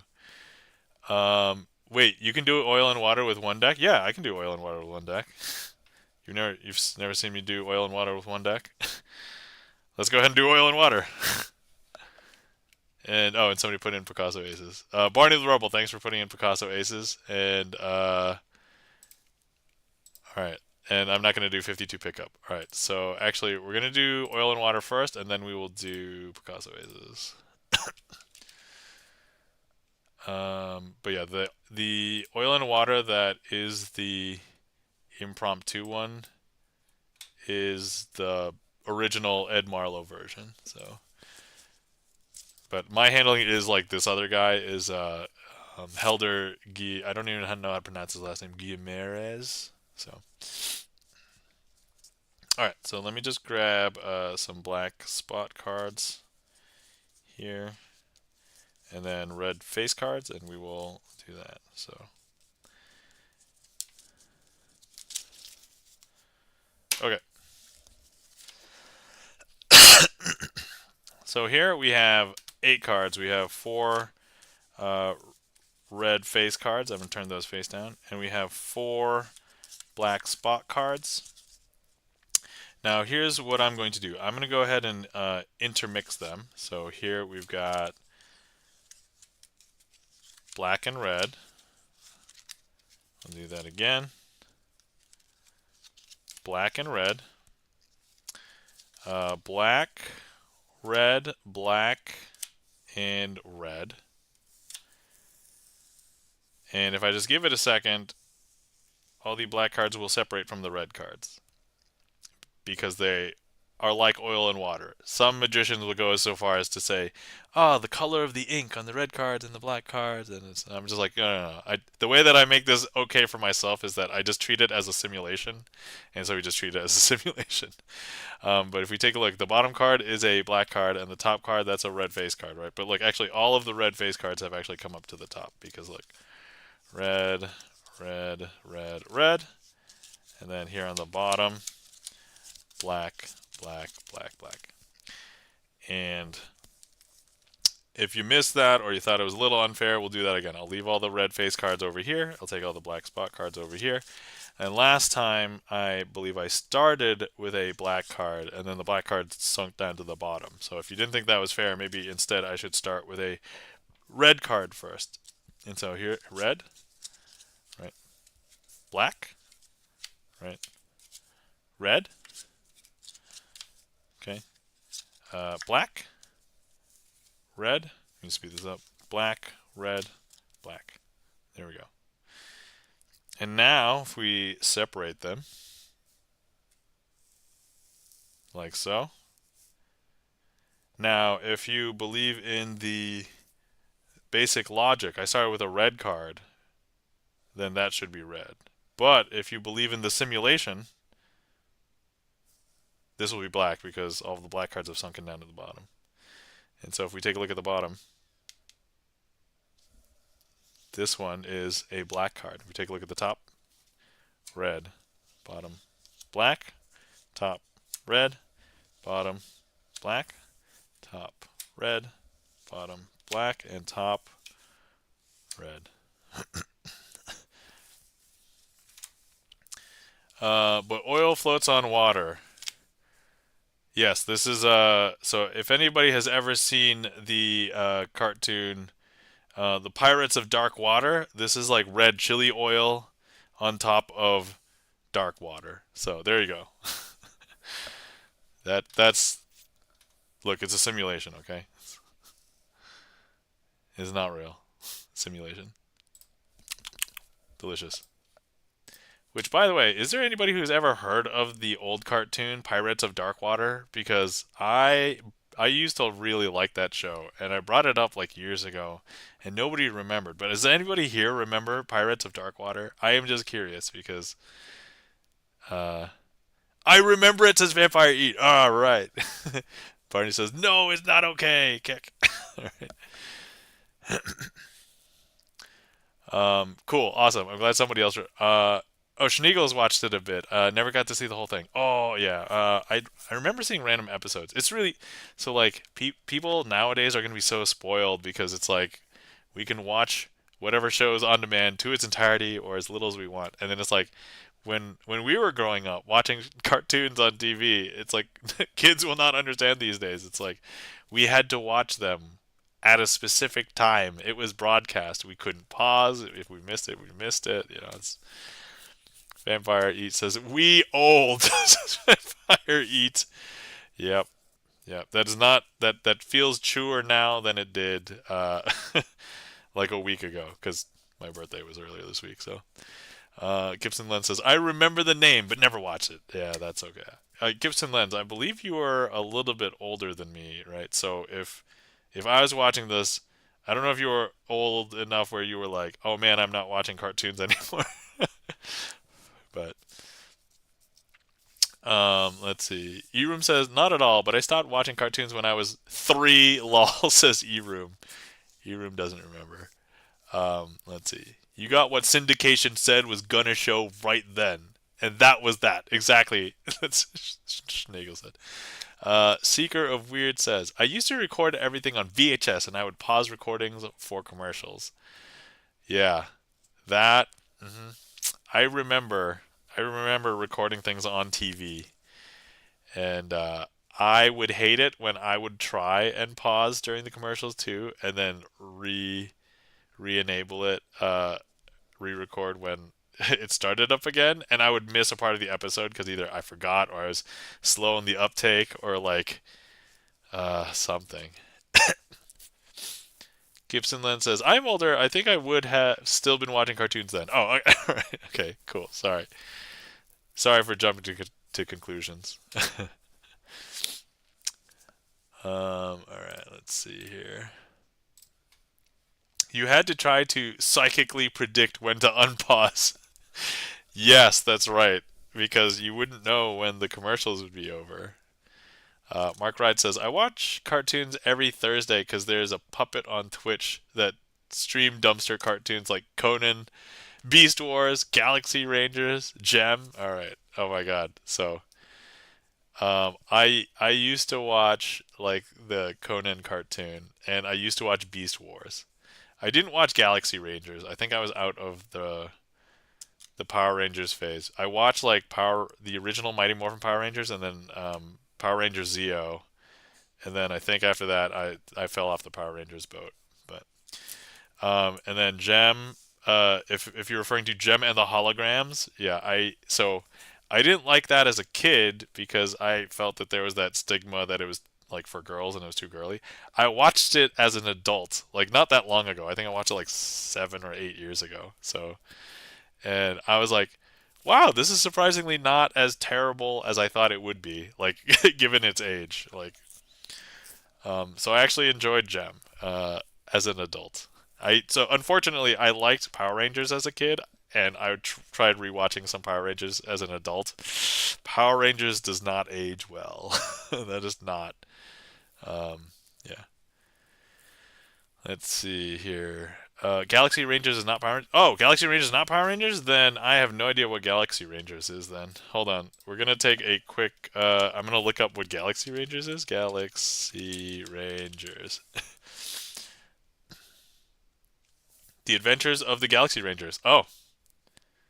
Oh, I'm unaware of this. Galaxy Rangers.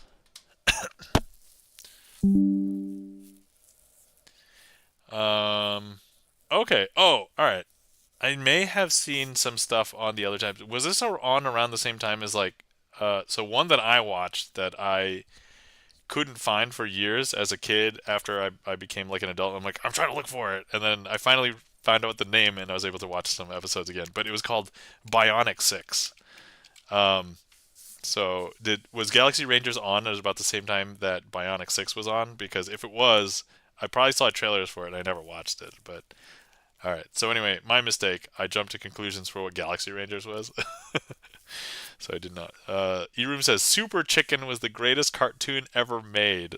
Like I look, Eroom, I respect you, but I don't think I agree with you on that one. Uh,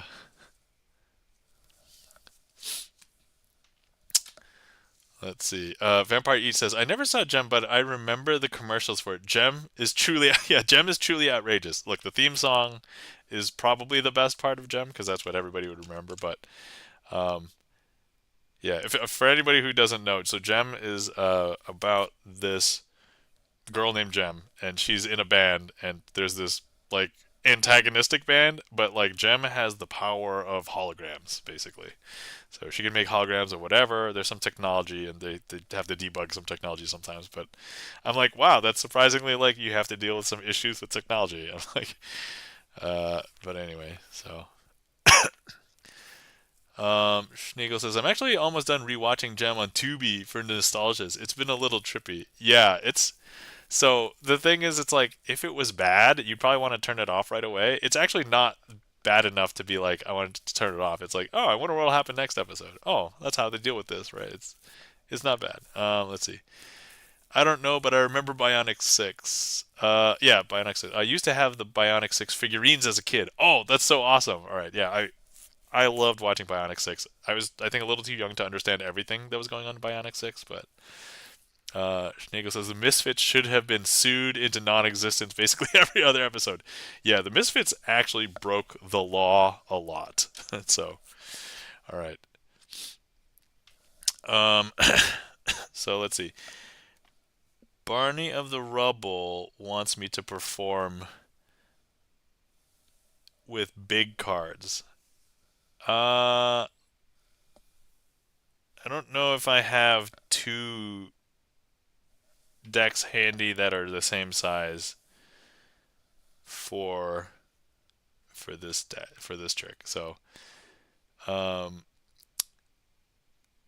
I'm gonna go ahead and do Picasso Aces regular, and then we will figure out what to do with the gigantic cards. So we'll just figure that out in a little bit. But yeah, so yeah, there's a lot of legally questionable things that occur in Gem. Now I wanted to watch the live action movie Gem afterwards, but it seemed like they changed quite a bit about it, and it's not about like a girl in a band and holograms. It's a she needs to get discovered, but also she's being discovered by you know using the internet like we would. Except she's modifying things on the internet like way better than other people would. So I don't know. Yeah, I didn't try watching it. I will one day. I don't know when. One day maybe when I'm retired and I'm like, let me go revisit some movies that I wanted to watch that I never watched. But right now I'm a little too ambitious and I want to. I have a lot of other projects that I'm doing, so it's all about synergy for me. Let's face it. Yo, if synergy was real technology, so synergy is like the computer that can make all of the other holograms that everybody else can see. That'd be crazy. Full disclosure, if you asked me earlier tonight, it's like, hey, you would be spending a portion of your stream talking about Gem and the holograms, and I'm like, no. Brilliant. Thanks for bringing that up. All right. So first things first, I just want to show you that this is a blue back deck, but I don't want you to think that these aces are from this deck. This is from a different deck. These are red backed. So here, Ace of Hearts, Ace of Clubs, um, Ace of Diamonds and ace of spades. Schneegel says, I would also not have expected this. Yeah. I know, right? It's so random. All right, so here's what we're going to do. With these red aces, what we're going to do is I want to lay them out. And what we'll do is, actually I need to know what the ace of spades, there we go. Okay, so I'm going to leave the ace of spades up here. And this is the one where we're going to collect all of the aces by the end of the trick. And here's what we're going to do. I'm going to go ahead and place 3 cards onto each pile, like so.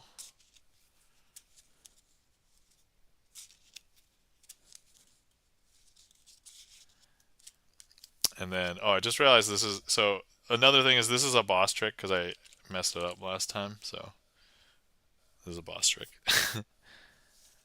All right, let's square up.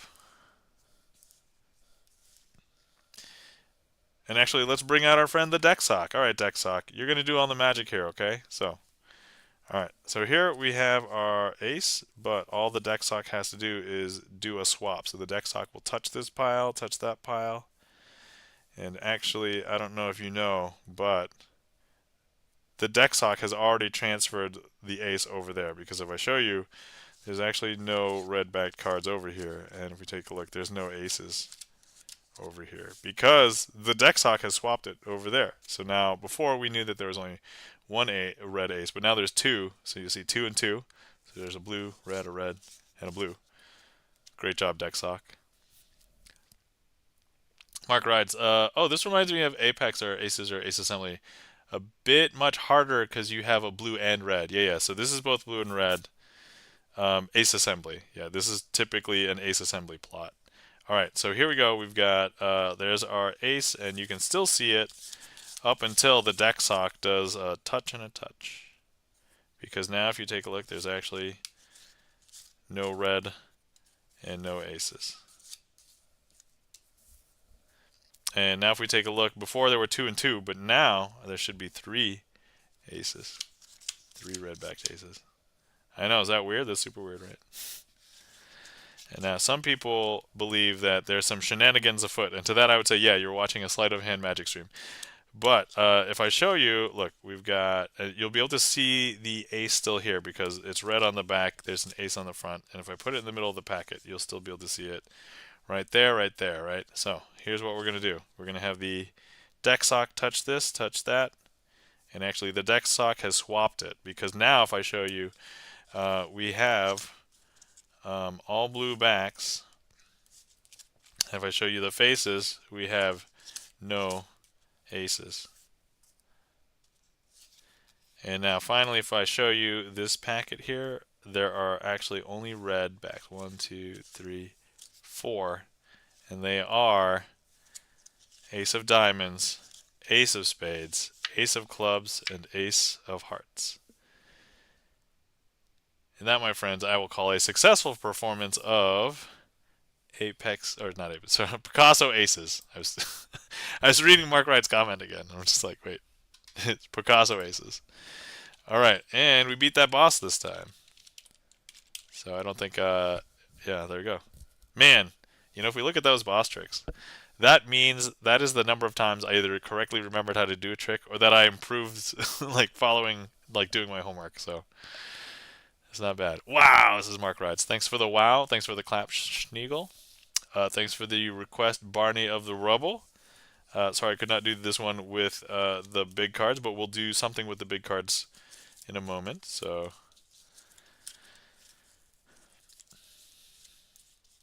but yeah, when I saw this trick, I was like, oh, I need to do that trick. It's like such a cool effect. Like the magical effect is so cool.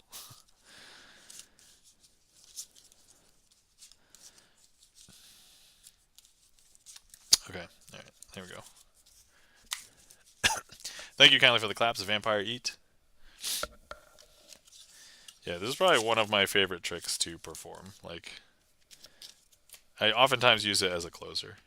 I don't know what I'll do as a closer tonight because I did 2 of my closers already. But actually, it's already getting a little late. So, let me see here. Let me do this. Let me figure out what we're going to do as a gigantic deck trick. Okay, so Barney of the Rubble has has redeemed giant cards. So let's first show you the cards. So here's how big these cards are. They're comically large. If you take a look at the regular size, this is a regular poker size card. This is a big deck card. It is about 4 times as big. Not quite. It's a little bit smaller, but about 4 times as big. And so, yeah, we are going to do something with this. So let me see here. Oh, we have a couple of jacks here. So let's go find all the jacks. And you know, when I think of 4 jacks, we should do 4 burglars. That might be a good one.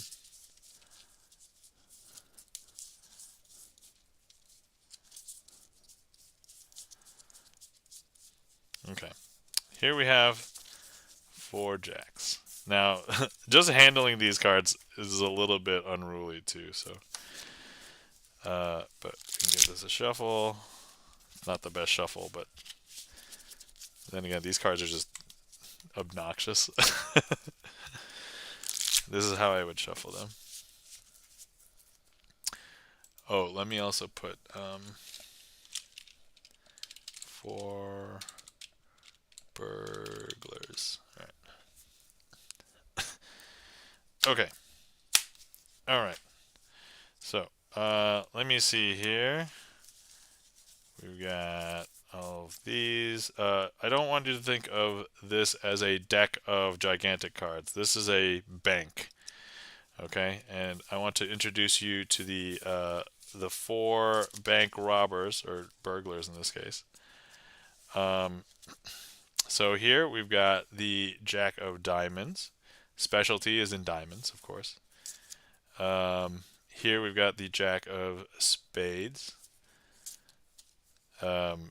Specialty in digging. Here we have the Jack of Hearts, the charisma and the communicator to try and get out of trouble should anything arise. And then the Jack of Clubs, the mastermind of the entire operation. And so Jack of Clubs is going to tell everybody else to go into the bank and do their specialty. So in this case, one of them is going to go into the vault to try and open up the vault. Another one is going to go ahead and try and open up all of the cash registers and take all the cash out of there. And then this one is going to be told to go and open charisma his way into all of the safety deposit boxes of everybody. And so now this one, the Jack of Clubs, will remain on top as the lookout, trying to watch for, the feds and be like, hey. And this one happens to see, sees the feds. It's like, guys, we got to get out of here. And so one by one, he's like, yo, get out of here. And actually, they have the power of a transporter, and so they're all able to transport from the bank to the roof. And here on the roof, they're able to get out because, look, they're waiting on the roof for their helicopter, and then they can fly away. Actually, this is a gigantic helicopter, so it's slower, Doppler effect,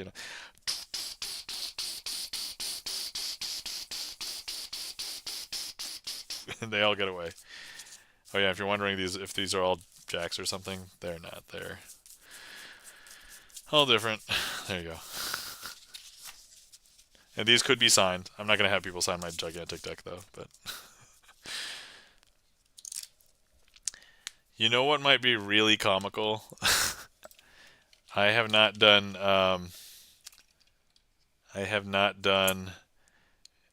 Coin Matrix today, and I like to do this one because I'm trying to keep it fresh. So I always have it. Thank you kindly for the claps, Schneagle Vampire Eat. All right. So normally I would use card Is this going to be obnoxious to do? Let's try it. All right, I'm going to cover each coin with a card, all right? And so here, there, and there. Okay. And so, all right.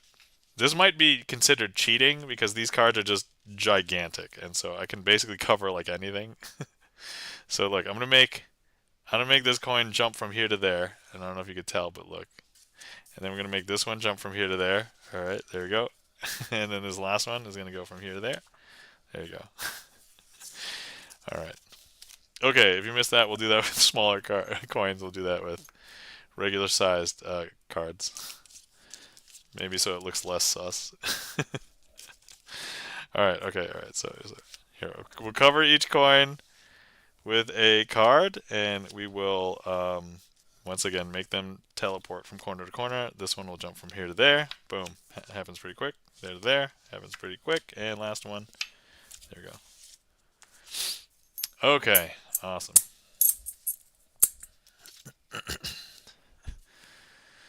All right. I probably should have made an announcement that I'm going to end stream at some point soon, but here's your last chance. If anybody wants to see any more magic, here's the last call for tonight.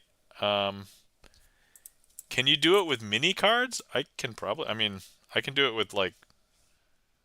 I can do it with my hands. So conceivably, I could do it with mini cards. Hold on. Let me see. Let me grab. Let me grab mini cards here. Hang on. Boom, boom. Let's see. Let's put this here.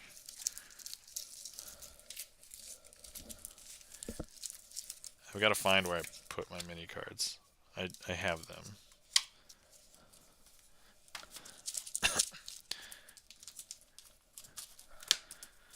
Let me see. I have these mini cards. Oh no. Okay, I have these mini cards right here. Okay. All right. So let's show you. Can I? I should be able to do it with these, right? Hopefully. I mean, hopefully I don't mess it up and reveal the secrets of magic. But okay. All right, guys. I have a mini deck. So these are mini bicycles. They're not as good quality as like the regular poker-sized bicycles, but they'll do. And so here's a regular poker-sized, and these are about half the size, a little bit smaller than half.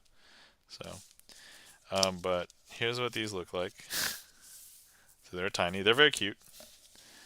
I feel like I could almost put the entire deck in my mouth. I'm not going to do that though. That's gross. Okay, so let's see if I could use mini cards to do this. That's a good question. You know, I'm willing to try, but if I mess this up or whatever, well, I guess I blame Mark Rides, but we'll try it. Okay. I guess it could be a little tricky. Can I use 2 cards?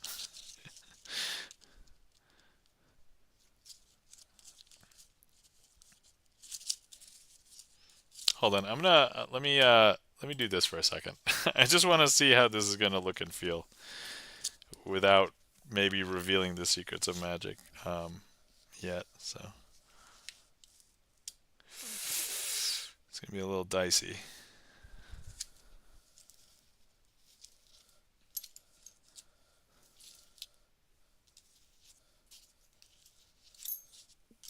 Oh my God, this is gonna be a little scary.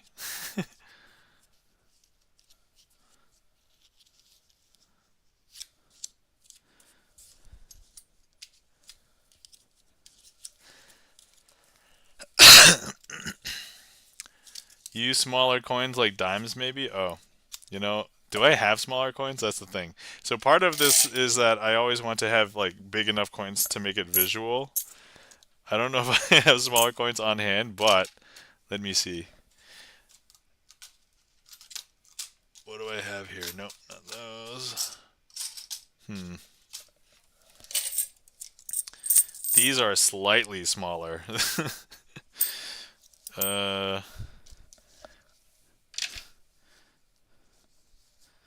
They are $1 coins. All right, hold on. Hold on. I'm doing R&D right now, okay? This is R&D. 2, 4. Okay. Let's see here.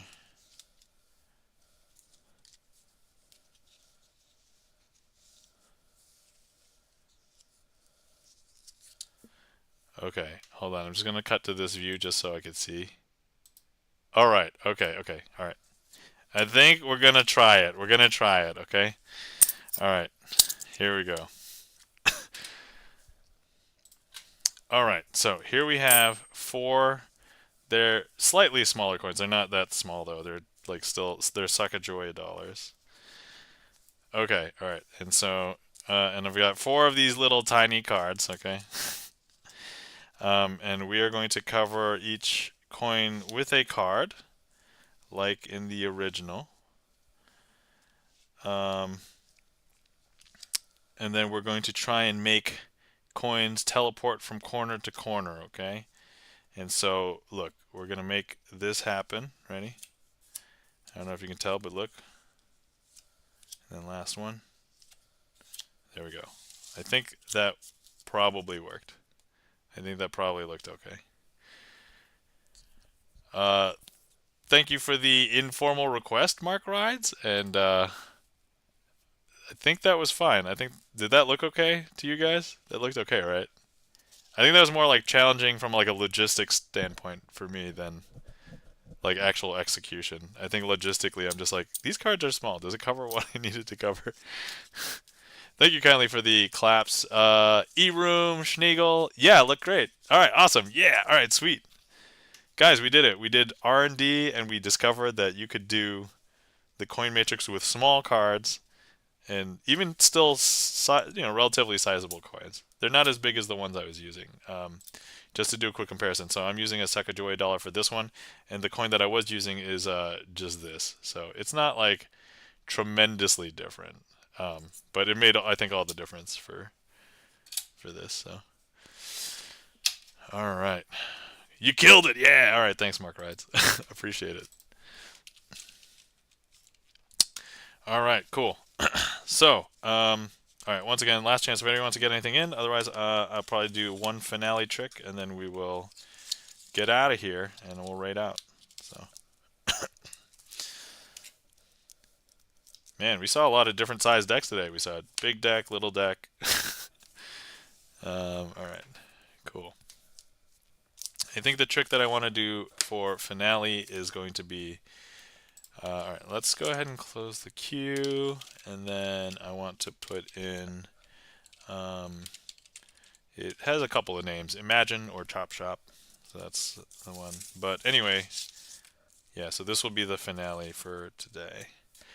All right, so it's that time of stream where I thank everybody. So thank you everybody for coming out and hanging out with me tonight. I feel like it's just kind of like a very nondescript Sunday. There's really nothing going on. For those of you who are in the United States and don't have work tomorrow, hopefully you enjoy the holiday. Tomorrow is President's Day. Otherwise, I think most people probably have work, but I have tomorrow off, so that's good. That's why I wasn't like in a rush to be like, I'm gonna end stream soon. So anyway, thank you so much for everybody who came out and hung out with me tonight. Thank you so much to everybody who interacted with the stream, whether you chatted, dropped emotes, used any of the redeems, sound alerts. If you requested a trick, clicked on the heat map, picked a card, anything like that. Thank you so much. If it wasn't for you guys, this wouldn't be as much fun for me. Thank you so much for all of the lurkers out there, because Magic's one of those rare art forms where if I'm practicing Magic at home, there's no magic happening. The magic has to happen in your mind. So, also, thank you to everybody who supported today. Thank you for all the new follows, and thank you for the resubs, Schneegel and Mark Rides. Thank you so much. Greatly appreciate it. Thank you to, guys, let's give some mod love to our mods. If you are not following our friends and mods, Chan the Magic Man, please give Chan the Magic Man a follow. Chan the Magic Man, one of the other few magicians on Twitch. Chan does Magic Mondays, so give him a follow. You catch him tomorrow. If you catch him at other times, he's playing retro games, maybe Grand Theft Auto 5, anything like that. That being said, if you are looking for more, there are a handful Magic, Twitch, So there are at least 4 of us on Magic Twitch. So you can check out that link tree, and it will link to all 4 of us that we know of.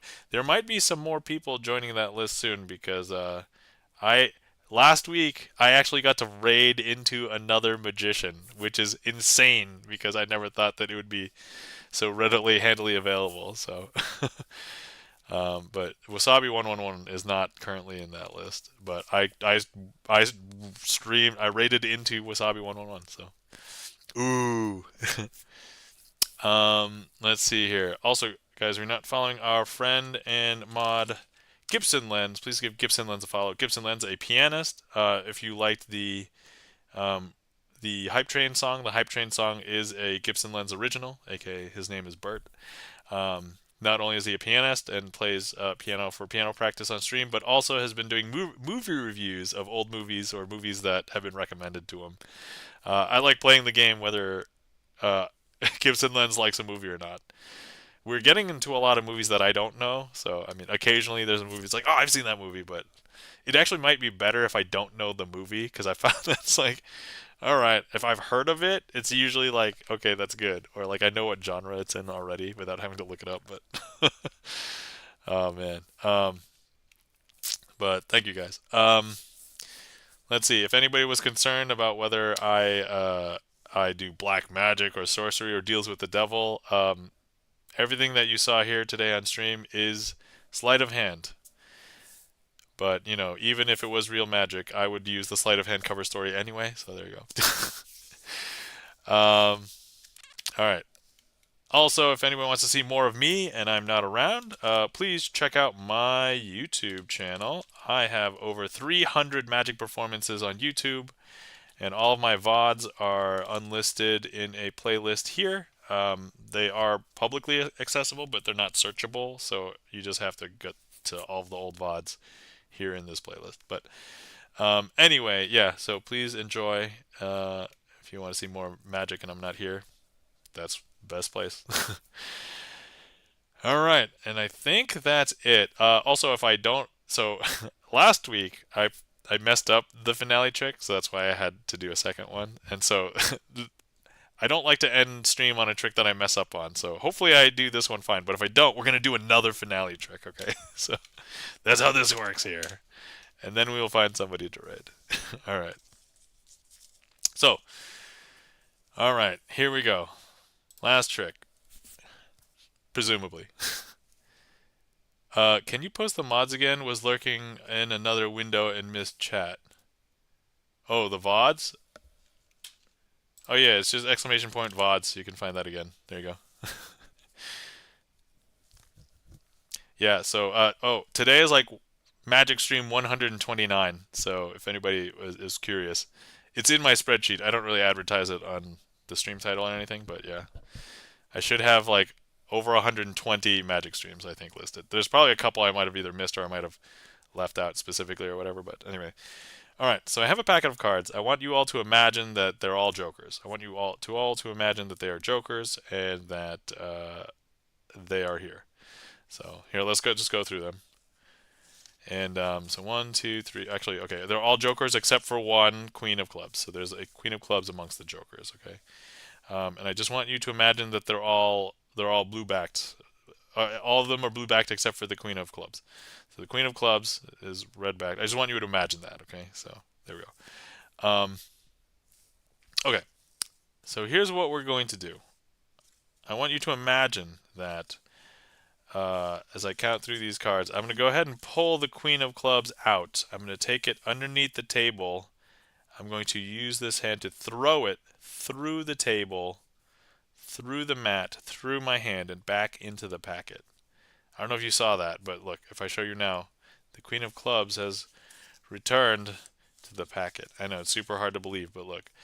Here's what we're going to do. I'm going to go ahead and take the Queen of Clubs, place it underneath the table, throw it.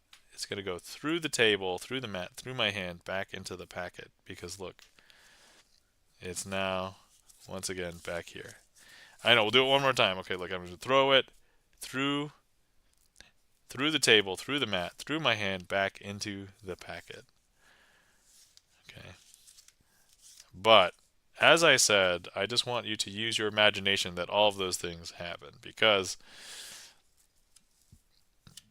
I don't know if you know, but your imagination's very strong. You've got a very good imagination. I don't know if you imagined the Queen of Clubs, because remember, we all started with like jokers, right? So if I show you, you have very good imagination because you thought you saw a Queen of Clubs, but actually there's no Queen of Clubs here. This is blank. There's no Queen of Clubs here. Now, for these three, you know that these are jokers, right? But I don't know if you remember at the beginning, you have a very strong imagination because remember, I also told you to imagine that these were jokers, right? And so if I show you these, there's actually no other cards. You have a very good imagination. Yes, you do. And that, my friends, I will say, is a successful finale performance. Hopefully you guys enjoyed. Thank you for the mind blown, Schneegel.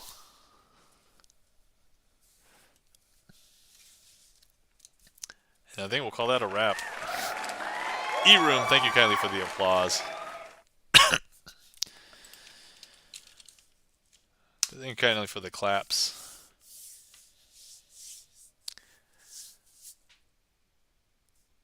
Thank you. Thank you so much. All right. Vampire Eat, thank you. Thank you. Oh, what's that? Rave Kitty. What's that emote? That's nice. I like Rave Kitty.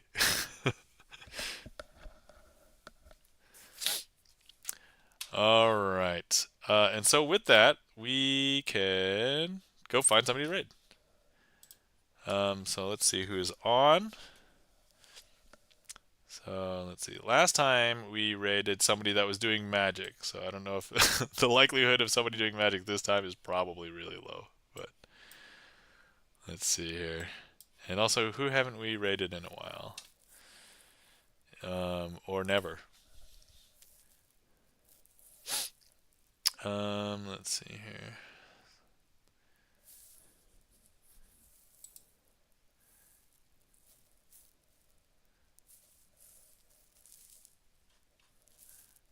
Okay, let's raid. Where do I want to go? I think tonight, hold on, let me consult the spreadsheet. Yes, if anybody was curious, I do have a stream spreadsheet. Super handy for times like this. Okay, when's the last time I raided? Okay, I've only raided this person twice, and not since September. Alright, so maybe raid over there. Okay. Alright, guys, tonight I want to raid Yina, pianist. She also has K-pop on her list, so that's a huge motivator for me. Because for anybody who didn't know, I like K-pop. But it's also chill and cozy and just like to listen. So if you would like to come along on the raid, there's a raid call here, and here's a sub-raid call if you would like. And then, let's see, raiding. And then if you're left behind, here we go. And let me start the raid. Whoops. Raid. There we go. All right. Cool.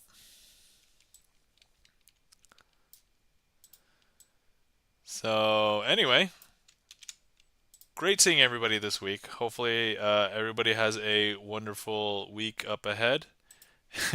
Tangy Cat, welcome in. How's it going? But yes, raiding out. So, but welcome in, Tangy Cat. Hopefully you had a wonderful time, wonderful week. But good seeing you. Everybody take care of yourselves. Remember to hydrate. Remember to stretch. Remember to get good sleep. And otherwise, the raid is now ready. So everybody take care of yourselves, and we'll see you around next time. Bye. Hi, bye.